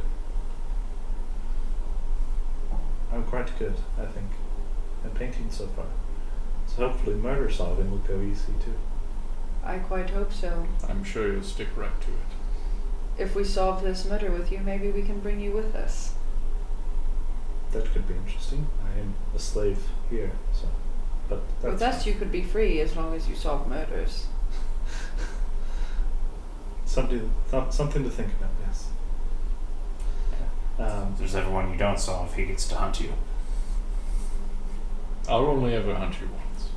Oh, good. And he goes back to painting. You go to the next lab. Mm-hmm. You go to the next lab. Elaine is in there, and this laboratory is full of Bunsen burners and has bubbling chemicals. There's a sickly sour smell. Make a spot hidden roll.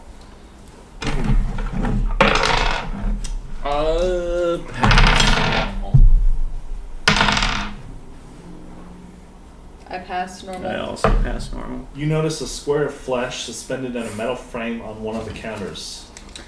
Could I... The flesh looks like a cross-section of human tissue with healthy pink skin on top and layers of fat and muscle underneath. Tubes dangle like roots from the underside of this slab of tissue, drawing moisture from a nearby beaker of blood. If you get close to the flesh, your breathing on it causes goosebumps to rise on the skin and fine hairs to stand on the end of the square of flesh. Make a sanity roll. Eat it. Pass. I fail. Lose one if you fail. believe I With passed. chemistry, could I I Succeed, lose 0. inspect it to see if there's a way to identify its artificialness or... Yeah, if you were to take it out and do stuff with it, you could. Yeah. But right now, Elaine is in there with you. Okay. She says, "How's everything going?" Elaine, what's this? This is synthetic flesh. To put on robots? Yes. How many have you put on? Skin on? I have. What do you mean? To put How on many? robots? How many robots have you put? It's all. I'm sorry. It's not for putting on robots. You might want to ask Remington about that. He does more with the artificial thing, but it's more about artificial limbs and such like that. Mm. So if like a child has like an artificial limb, they can use the technology from the Cortex helmet. They can use a metal limb, control it, and then the artificial skin on top. So it's like nothing ever happened. They have complete control of their normal arm.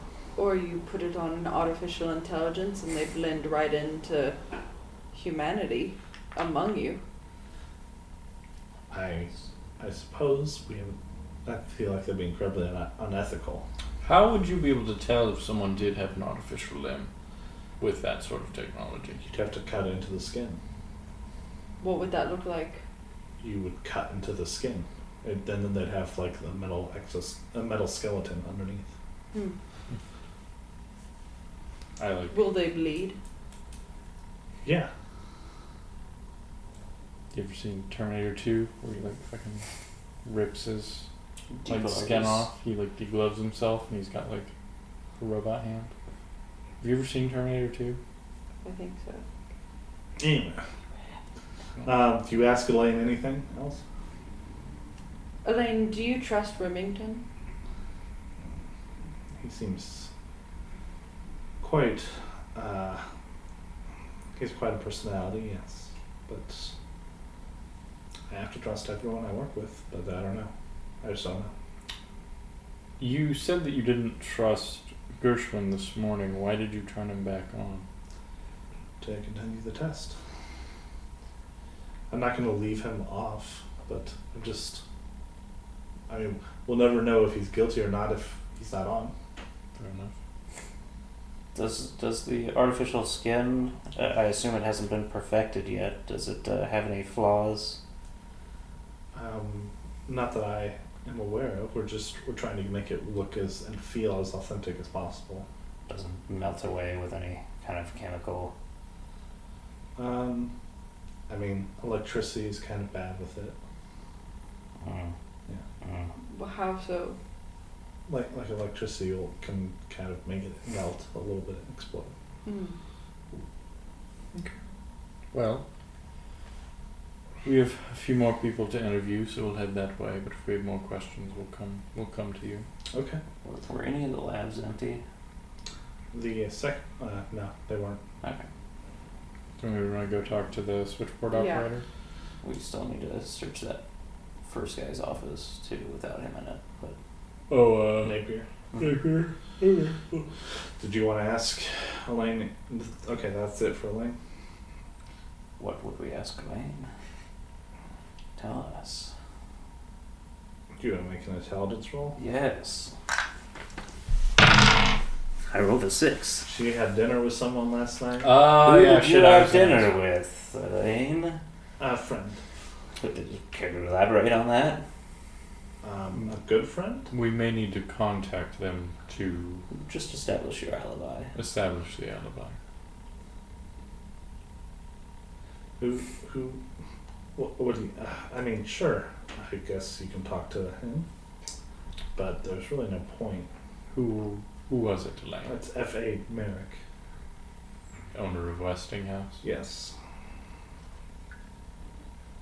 My father didn't like me speaking with him, but Why was that? Are you dating him? no, we're just really good friends. Is that why Make he a was trying? psychology roll. She's not. I don't need to psychology. It's a 3. I will, though. Yeah, so she's lying about the, are you dating him? And she said no. Elaine, We know. we know. We already knew that you had dinner with him. We know that he was trying to purchase this company. Well, all I was doing was talking with him. And why would you not want To to a good tell friend. us? You are free to talk to him. Merrick is in town still, of course. I can give you his hotel if you want to speak with him. Okay. I'm as open as possible. I'll just, You weren't quite as open. I didn't think it was any of your business who I went to the symphony with. It's an alibi. Right. He's at Hotel Drake. It's a luxury hotel. We might give him a call. I'll let him know you're coming.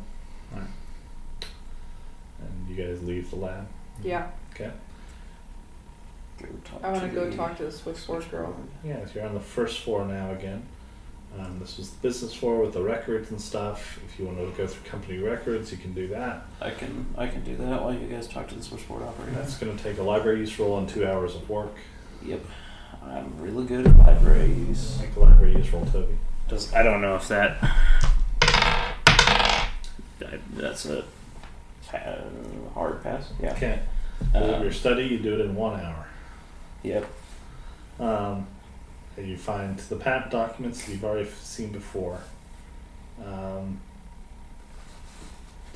You can make a law roll with that too, if you have law. I've got base law. Nope. Okay. And then also, do you have accounting? There's a statement of cash flows. Nope. Okay. And you can spend luck on anything in pulp, even combat rolls. It's kind of cool. So, Okay, they were way off. going to the switchboard area. I will take those things with me, being that I don't understand them. Sure. So, you go down to the switchboard department. Upon entering the room, you're greeted by a murmur of voices. The space is a narrow, windowless room with a giant switchboard dominating one wall. 4 employees wearing headsets sit at the switchboard answering calls and forwarding them to the proper extension. They take wires and plug them into carefully labeled sockets to make the connections. There's a department manager in there. She introduces herself as Janet Sharp. And she greets you guys in a low voice, so as not to disturb the other operators. So yes, how can I help you? Hello, Janet. I'm here to speak with Alice Driscoll. Alice works the late shift, but she called in and said she's not coming in tonight. Could I have a Or phone maybe number? not tomorrow either. She said she's not feeling well. Could I have a phone number? Sure. And she gives you her phone number. I'm gonna walk to another room and call her. You call. While she leaves, do you guys say anything else to Janet? Is there anything else? Heard any? Oh, I'm not there. Yeah. Did you overheard any calls? I guess, yeah. Have you overheard anything suspicious over the lines No, recently? I haven't. No. We're here as investigators and looking into the murder, so any information you have. would No, be- I mean, Alice took a call late last night and seemed very upset afterwards. She was pale and shaky, like someone yelled at her.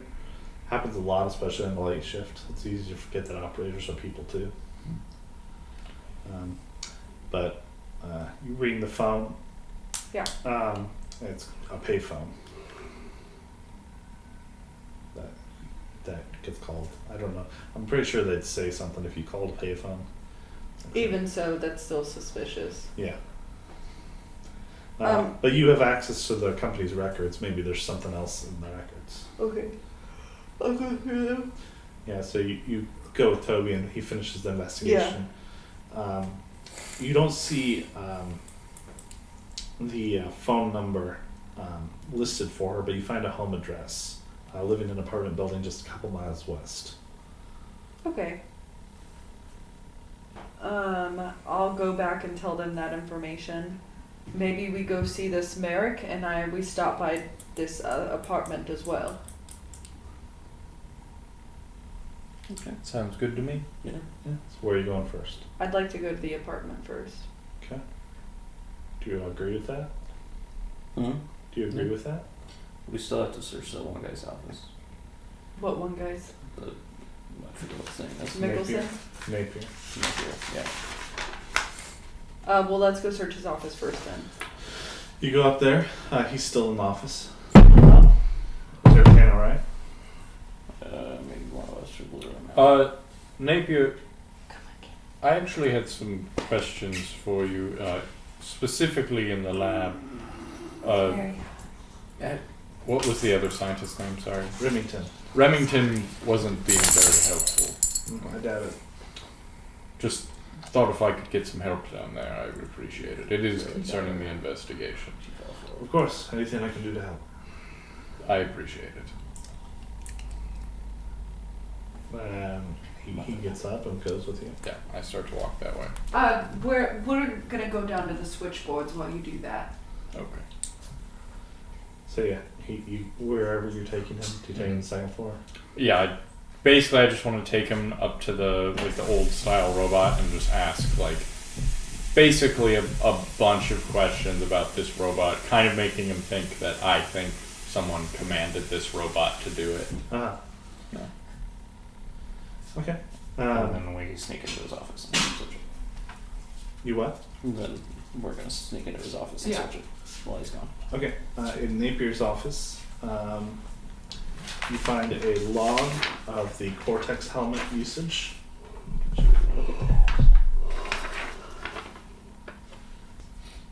So Dr. Remington used it after us? He checked it out. Oh, okay. So it's checked back in at the time of the murder. But Napier's with you and he's like, is the investigation going okay? Yes, we've learned quite a bit, but still a long ways to go, I think. Well, that's good. Yeah. So, the robotics division, this sort of emphasis on building these machines and building Mm-hmm. artificial limbs, what would you say the pinnacle of that work has been? Would you say it's been good Gershwin. Gershwin is impressive indeed. But Remington would know more about it. He seems... It's more of his passion. Mm-hmm. You're more on the side of the neural stuff? Yeah, I'm just trying to make sure the mechanics work and everything. Mm-hmm. And you guys finish searching the room, you're done.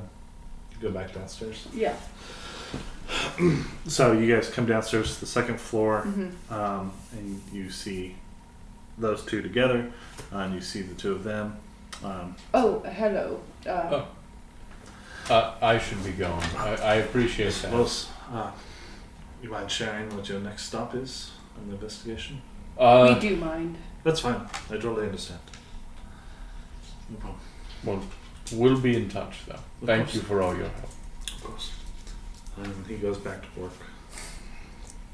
Yeah. So you guys go downstairs, Yeah. get in the cab. Yeah, and then we're gonna go to that apartment. Okay. You go into the apartment building.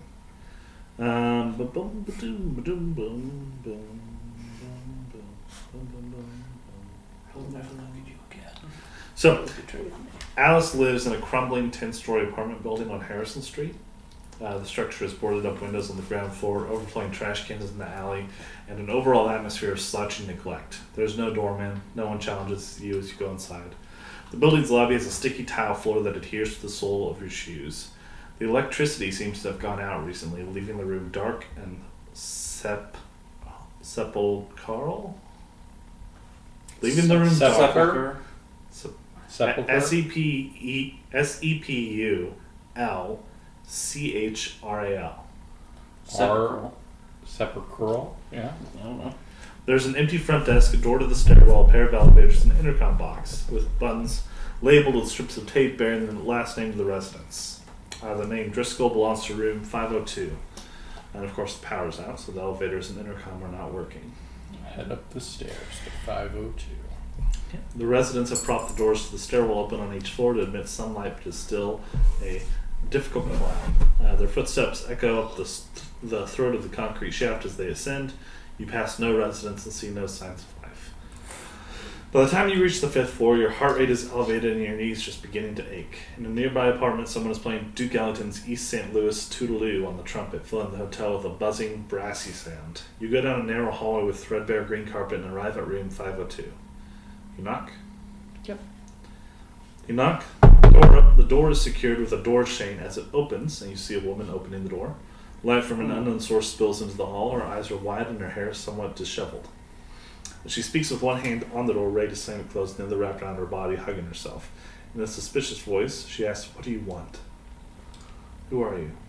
We have some questions for you. We're investigating a murder. Do you have proof? I show her the letter from Elaine. I don't hand it to her. She looks at it, she reads it. Okay, good, wonderful, please come in. She shuts the door, unfastens the lock chain, and opens it wide again. You enter your apartment, go down a narrow hall, and enter her living room. You find it lit by numerous tea candles perched on the coffee table, the top of the bookcase, the shelves on the walls. She's trying to do her best to make up for the loss of power in the building by supplying her own light. Even with all the candles, the room is dim and the shadows pool into the corners. In spite of the dilapidated state of the building, Alice has done a good job of maintaining her apartment. The couches and chairs are comfortable and inviting. A Persian rug lies on the ground and incense sticks in a nearby pocket, the air a sweet citrus smell. She said, "Please sit down. Do you want? I can put on a kettle for tea if you want." No, don't worry. Do you bring your monkey with you? He's been with me this whole time. Okay, yeah, obviously. Yeah, he's been on my shoulder. Jesus Christ, that's a baboon. Do not worry, Raveen is my companion. Yes, For testing. So no tea for anyone? No, thank you. Okay. She gets a nearby easy chair. Okay. Something seems to be bothering you. What's going on? Well, I work the night shift. One or two operators usually work into the evening, staying until 11 p.m. Last night, I spent most of my time reading a novel. Around 10 p.m., I took a call from Thomas Napier. Connected in to Frank Remington, just usual thing. Almost without realizing what I was doing, I decided to listen in. And she describes in rough transcript of what was said. Napier, just calling in to report everything is taken care of. Remington, donor give you any trouble? Napier, they slept the entire time. I took the donor to the nest and secured them in unit number 3. Remington, what about the test subject? Napier, as I said, it's taken care of. Remington, sighs, good, that's good. I'll stop by the nest with supplies tomorrow. Napier, I'm going to attend to Zahn now. Remington, what does that mean? Napier, silence. Remington, out of the question, that's not what we agreed to. Napier, silence. Remington, you're introducing too many variables. Napier, silence. This is how these things unravel, Thomas. I need you to stay focused on the experiment. We can't act on Zahn without a plan. Napier, I have a plan. Remington, you're out of your damn mind. This doesn't help the basilisk. Napier, good night, Frank. Collins. The nest is like, and Alice says, the nest is like a term that we used to refer to an old warehouse that CPI owns on Navy Pier. It's an old rundown building that hasn't been used in years. But I'm worried that these two men kidnapped someone and then locked them up in the warehouse. I think we head to that warehouse. Mm-hmm. And of course, the attending to Zahn like kind of weirded me out. But then I learned that Charles was murdered in the newspaper, and I should have done something. It's my fault he's dead. I didn't say anything because I didn't want to get fired. And what if I was wrong? What if there's nothing weird and I'm just gonna get fired and lose my Darn. job? You've done more than enough. We're going to go ahead. There's a knock at the door. Does she have a peephole? Alice gets up to go look and see who it Wait. is. Alice, I grab her. I do this. Knock on the door. I pull my revolver out Uh-huh. and I just like walk over to the door and I look at the people. There's no people. You'll have to open the door if there's a chain. It's The chain is already in. I call me. Alice, right? Allow me. We were just seeing if she felt right. I don't want any of us to answer the door. That's what I'm saying. Is that I call her over and I go, answer the door, act as if no one's here, and that you're very sick and can't let anyone in. Okay, I'll do my best. Okay. And she goes over to the door. And I'm just standing there. Door chain in it. I Cracks have open. my gun too. Yeah, cracks open the door, and then she lets out a gasp, and the door kicks in, slams open, and stepping into the room, she falls back. The door kind of falls off of its hinges and knocks over some candles. Coming into the room is Thomas Napier. I have my gun pointed at him. He has a very stoic look on his face as he looks around. He rams the door with his shoulder. It rips free. The door flies open. Make a dodge roll to not be hit by the door. It's a success for me.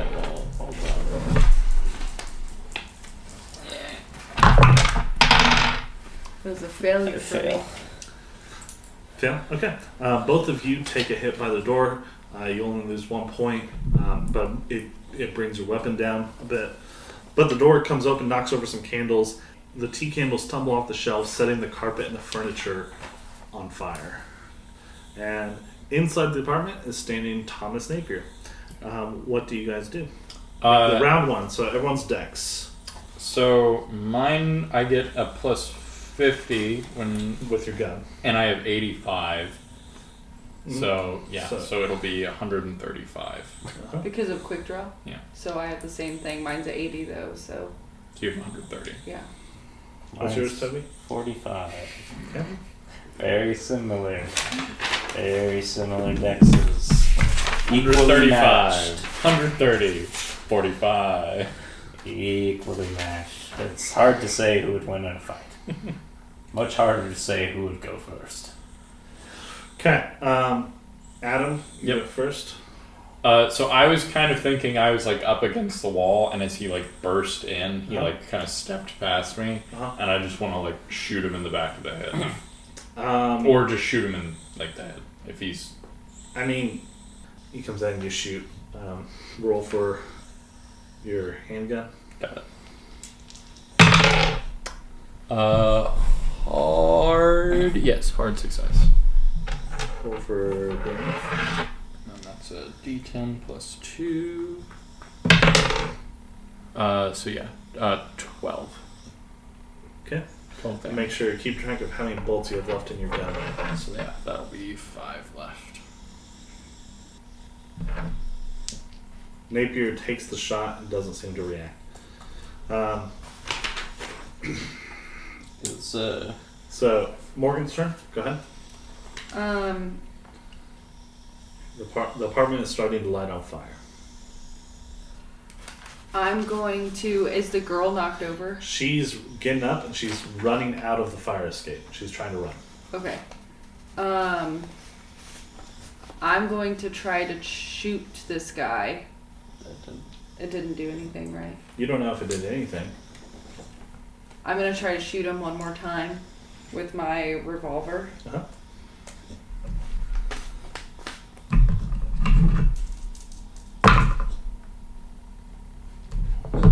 I failed Okay. somehow. All right. You miss. Toby. Does this house have like electrical? It's an apartment. Or The power is off. The power is off. Yes, that's why all the candles were out. That's why the rooms were all dark. Fuck. Okay. Right. Things are lighting on fire around you. Can I try and put it out, or is it past that? You can try this round. You can try. Make a dex roll. Okay, roll for. Oh God. Why didn't you guys do this? Do what? Make a dex roll. What is it? It's a 93. Okay. Yeah, you drive would've so good. passed. You No, get no. you get injured from the fire. You take 1 point of damage. You're just like smacking it out with your hands. I'm helping. Yeah. Napier's turn. Napier turns at the guy that shot him in the head. He turns. He is going to attack you with his fists. His fists. Mm-hmm. Why are you attacking Napier? Are you a robot? He looks at you just like that. He doesn't react at all. You killed the big boss. You gonna fight back or dodge? I will dodge. Go ahead and roll. That'll be a 21. That's a hard success. That would be nearly a fail for me. He had an extreme. Goddamn. Yeah, 15. Okay.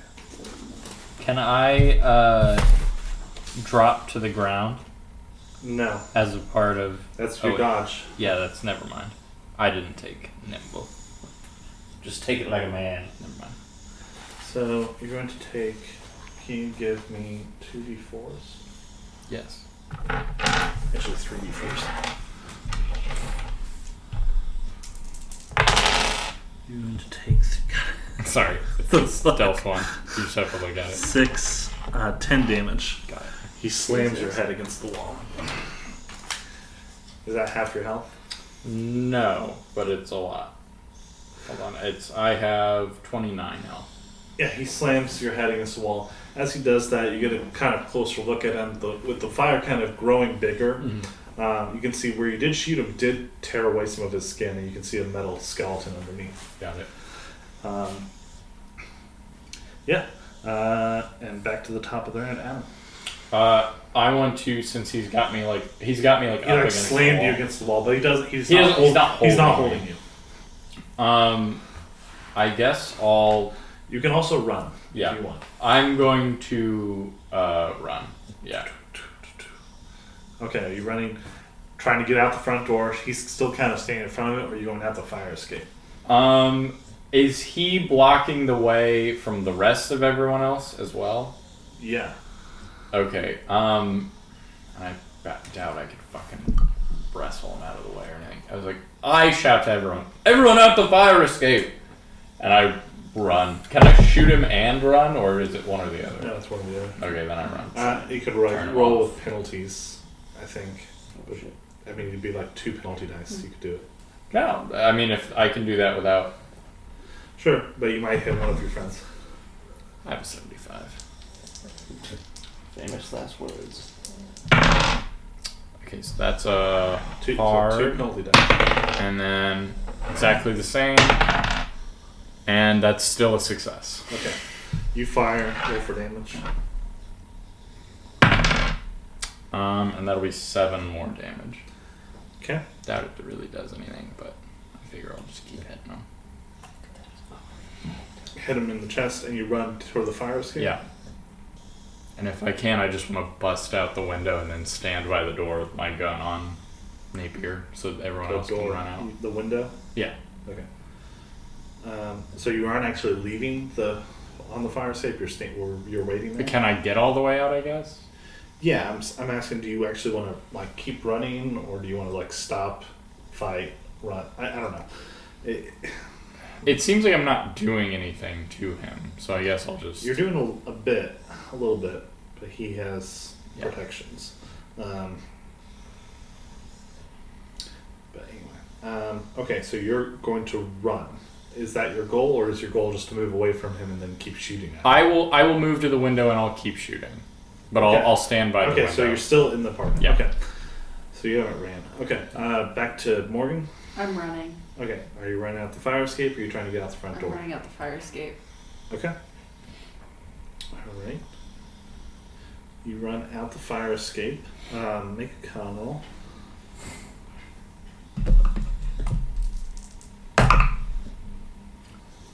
That is a success. Okay, what kind of success? Normal. 69 out of 70. Okay, so what's your normal move rate? My normal move rate is... Where would I find that on? Maybe the top MOV. Oh, it's down here. Oh, okay. It's 7. Okay. And you start to run through the fire escape. You start to head down the fire escape as you climb up. The fire escape rattles as you climb out the window. The rickety metal structure is secured to the side of the building with bolts, and its rusty surface is caked with pigeon shit. As you descend, the metal grating is over your head, so you're safe there. You can see Alice ahead of you racing down the stairs, urging you to follow her. Toby. I between.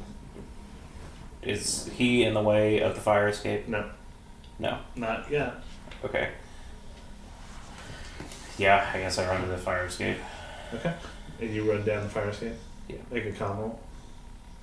Nice. Okay. Something I have slightly better than a 45 on. Do the best. You rolled a 100. Yeah, I Okay. did. I did. And what's your normal move rate? 8. These dice have been Okay. awful this game. What if I had done this? What would it be? Okay. Then it's Napier's turn. Napier rushes towards the fire escape to chase after you guys. He gets to Adam, that's there waiting as everyone else managed to get out. He's going to try to attack Adam. Make a dodge or fight back. I'll dodge. I had to attack. That's a normal success. A hard success. Got it.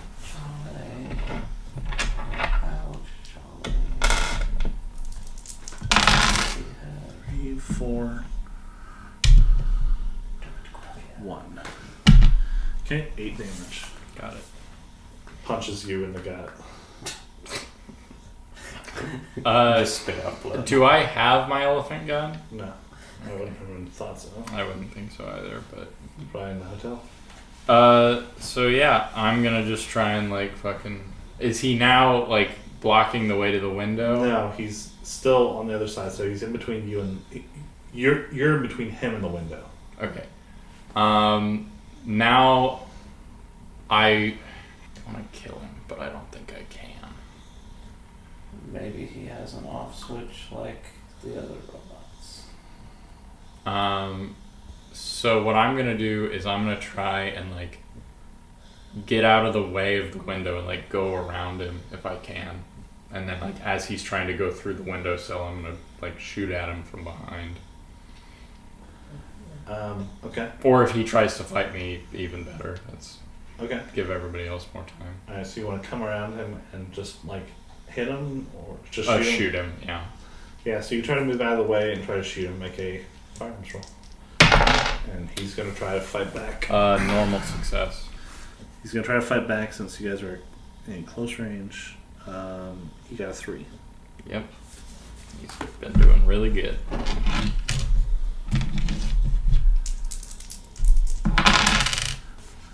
And 4, 7 damage. I'm still up.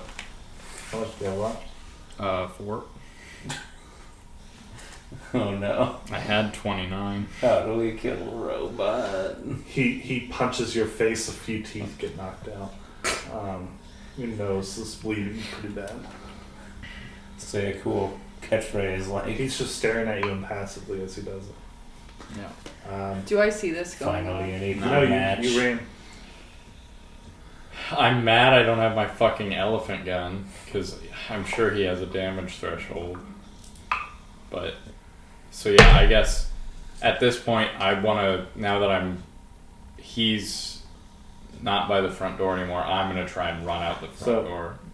Okay, you're going to run out the front door. Yeah. Make a constitution roll.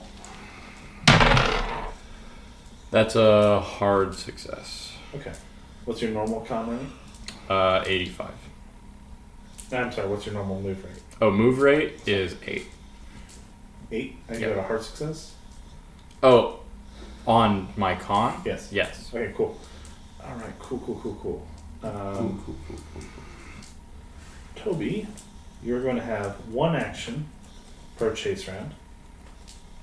Morgan, you're going to have 2. 7. And then Adam, you're going to have 4. Jesus Christ. You're very fast.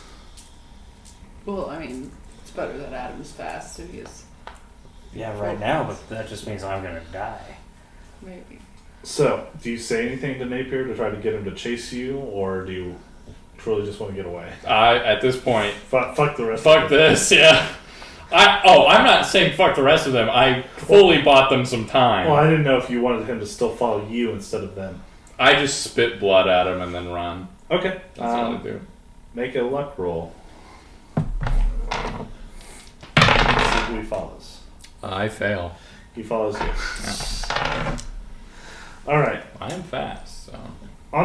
On the fire escape, you guys have descended the fire escape for 2 floors, only to find that it ends abruptly. The rusted metal structure was poorly maintained, and the section for the last 3 floors is broken off. You can see debris in the alley below, pushed up against the side of the building. Your stomach turns as you look across the alley to the building on the other side. You might be able to clear the distance with a running leap. Oh, God. So if you want to try to jump, you can't. Is there not like a window right next to us on the building we're in? Into someone else's apartment? I mean,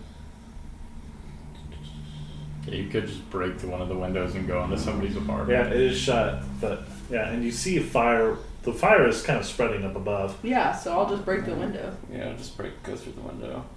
Or I'll knock on it. See if someone comes up. Hello, madam. Yeah. You knock. All right, Yeah. you'll wait for that. No, we're not. You gonna won't? wait. Then why'd you knock? I didn't Well, knock. I'm breaking through the Yeah, window. we'll break the This window. building Okay. is burning down. We don't need to save the window. Okay, you're gonna go into the building. You're gonna crash into the window. Who's gonna hit the window? I'll kick it out. So, Toby, you already had your one action. Morgan has 2. Morgan has 1 left because she's faster than you. I'll hit it. Yeah. Okay, so you hit it. Yeah. You don't need to roll for it. You lose 1 point of damage, I Okay. assume, unless you do something smart. I don't want to make my baboon do it. A baboon window. Or You could kick it Or or wrap shoot- your. Or shoot it. You're or- thinking quick. It's whatever. Yeah. Just smash it. I'll just 1, 2, smash 3. it. Yeah. Okay. You smash your hand through it. You take 1 point of damage. Okay. You unlock it and try to get inside. And both of you are in now the apartment thing, 2 floors down on the 3rd floor. On the 5th floor, you are running out. Yes. The room is fully engulfed in flames. Make a con roll. Normal success. Okay. Very good. That actually is a hard for me. Oh, that's fine. Yeah. This is just to see if you suffer from smoke inhalation, and you would have suffered 1d4 minus 1 damage if you did that. You get out of the apartment and start heading down the steps. And you have 4 actions. So starting here, you can get to the hallway, that's 1 action. You can get to the top of the stairwell, that's 2. Middle of the stairwell, that's 3. Bottom of the stairwell, that's 4. I'll use all 4. So, yeah, and so you gotta make rolls going down. You heart pounds in your chest as you dash into the hallway. Red embers and oily smoke swirl around you. You can hear someone screams somewhere below as men and women flee the burning apartment building. So that's 1. The top stairwell, the door bangs against the wall as you threw it open, sending an echo rolling down the stairwell like a thunderclap. The shaft is lit from above with a hellish red glow from the flames. Make a dex roll to descend the stairs without tripping. That's a 6. That's an extreme. Okay, you're good. You start running down. You make it down to the middle stairs. Your legs churn as you rush headlong down the stairs. Falling debris falls from the ceiling, trailing streamers of smoke. Make a dodge roll. 90, so that's a fail. Yeah, you get hit by a debris for 1 point of damage. All right. As you do that, there's like a whistling sound coming from above, and you can see Napier has stepped off of the stairs and is just falling straight down to the bottom floor. I shouldn't have tried killing this motherfucker at all. You can look over that. You can see his steel feet has punched holes in the tile floor when he hit the bottom, sending shards of ceramic flying in all directions. And he seems stuck almost. Yeah. You want to keep moving? So you can go one more space to the bottom of the stairwell. Yeah. I'll keep moving. Yeah, you get to the bottom of the stair. You skid to the bottom of the stairs, breathing hard. In the shadows ahead, you can just make out the door to the lobby, and you can see Napier stuck behind you. So that's your turn. Napier is going to try to move, and he's going to try to get up. He's going to roll. He gets 1 foot out, but that's it. That's all it does for the entire round. Back, you guys on the 3rd floor. You guys leave the room, and you're on the middle staircase. Morgan, you can go down to the lower one. Toby can just stay at the middle one. Okay, I want to go down. Okay, you leave Toby behind. Yep. Make a dodge roll, both of you, on the middle staircase. 13, so that's a pass for me. Pass, you lose 0. Fail, you lose 1. As debris falls and hits you. You can see your friend ahead, and you see Napier stuck in the tiles on the bottom floor. You are now downstairs. Adam, you dash into the lobby. Make a dodge roll. It's a 1. Okay. You avoid colliding with a woman.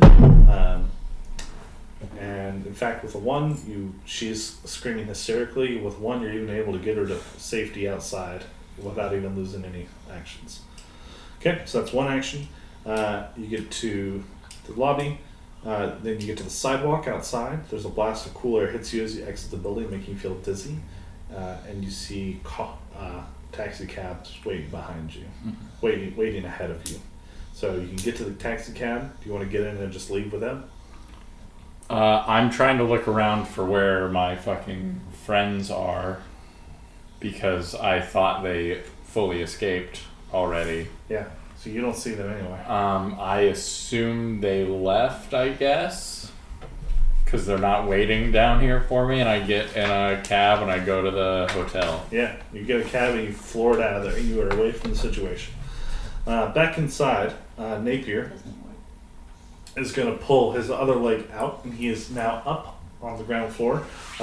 Morgan, he's going to attack you. Make a fight, dodge or fight back. I'm going to dodge. I rolled a 3. Yeah, you win. You dodge out of the way, and then Is there fire around me? like the whole building is filling with flame and smoke, but you're on the bottom floor. Is he still stuck? No, he's not stuck. He just tried to attack you. But it's your turn now, so you can, as an act, you have 2 actions. So you can attack him with 1 and then move further down into the lobby, or you can just leave and just go into the lobby and then get to the sidewalk. I'd like to leave. I'm gonna run. Okay, so yeah, you get to the lobby, you get to the sidewalk, make a dodge roll to avoid hitting somebody. I succeed. Okay, yeah, you do that. You manage to get all the way outside to the sidewalk. Toby, you get to the lower floor. I don't just go like 2 stairs down at a time and have to wait. Carefully. Catch my breath. Whew. That's it. Oh man, that really tuckered me out. Time for a rest. And you get there right next. You pretty much going by Napier. So that was your turn. I have no beef with him. It's his turn now. He's going to attack you. I never attacked him. Make a dodge or fight back. I guess I'm gonna fight back. Because my dodge is ass. Would I know with any of my I don't know, weird science. You have a bonus Yeah. die for your attack on a robot because you studied that diagrams. Would I know if, or would I be able to know where to look for an off switch? Maybe if I wanted to. It doesn't. Well, I mean, if it's under skin, probably no. Right. Okay. Whatever. I'll attack. But you have a bonus die on attacks because you Yeah. studied the diagrams. Sure. I'll attack. That's. Yeah, well, this is dodge or fight back. I'm fighting back. Okay. What kind of success did you get? That is a hard. Okay. Dude, so, or I get a bonus die on this, or Yes. No, on attacks that you do. okay, got it. Well, So- then that's a hard. This is his. He succeeds. He beats you. You take 10 damage. Jesus Christ. Punches you in the gut. Or punches you right in the chest. You feel like your heart skipped a beat. It's your turn. Do you want to attack him or do you want to run? I don't think I can outrun him. I think I'm just dead. You probably can outrun him. I'll try running. Yeah, you try to run. You run to the lobby. And he's going to come after you. Make a dodge roll to try to avoid running into a woman. I can't fight back. I got that woman I outside. actually There's several strangely of them. pass. There was a lot of bitches in this time period. My dodge is 22, but I managed to pass somehow. Why did you put anything in your dodge? I forgot. You even asked me, can I put stuff I in did, my dodge? but I forgot. Look, I'm not saying I'm smart, but I am dumb. So you failed. No, I passed. Okay, good. Yeah, you do that. Napier proceeds after you. He's, again, right next to you. He's right on your heels. You are outside. You went to the sidewalk. You can get a cab, too. I'm gonna try to wait for my friend. Okay, you're going to wait for him. Yeah, You tell the cabbie to wait. yeah. And then, Toby, you do come out to the sidewalk. You see her waiting by a cab. Well, make a spot in roll to see if you can spy her. I passed. Okay. You spy her and run over to her. And you can look back and you see standing in the doorway of this now on fire building, fire behind him. You see Napier kind of standing there. His face kind of, the skin kind of melted away, revealing a Terminator-esque face. And he's just watching you and he nods. It's hot. Worthy opponents. He nods. And then he goes back into the shadows of the building. And yeah, you guys get in the cab, Yeah. drive away, rush back to the hotel. Yes, we do. Yeah, and there is literally like 20 minutes left. Do you want to do this another day? We could do it tomorrow before the game. Literally just the climax left. We can just do the. If it's actually 20 minutes. I Yeah. Yeah. I don't know. I don't know how you get if you are very decisive in everything you do. We go immediately to the end game We- location and fight the boss. You guys all just look It's- tired. I'm I am sorry. I'm pretty really tired, sorry. I was. It's alright. I was really tired last night. Yeah, well, we can do it either tomorrow before the game, or if Toby's available later in the day. Not be available tomorrow. Or we could do Monday. I could do Monday. Do you want to do Monday? Sure. Okay. This is a camel dog. Use the tools that you have to learn how to defeat this guy. Robots. Use the blackface makeup. I should have. He can't recognize it's a I'll go back disguise. to the. I'm gonna devise a Use whole the thing. womanless mop. I'm for gonna me. go back to the Italian. I'm gonna wait half. I need your help, Italians. Italians. I need. I was wrong. I think we just put all of the mind things in Gershon and make him a super soldier and make him fight. Or he'd just be Yes, fight. unstoppable and kill us.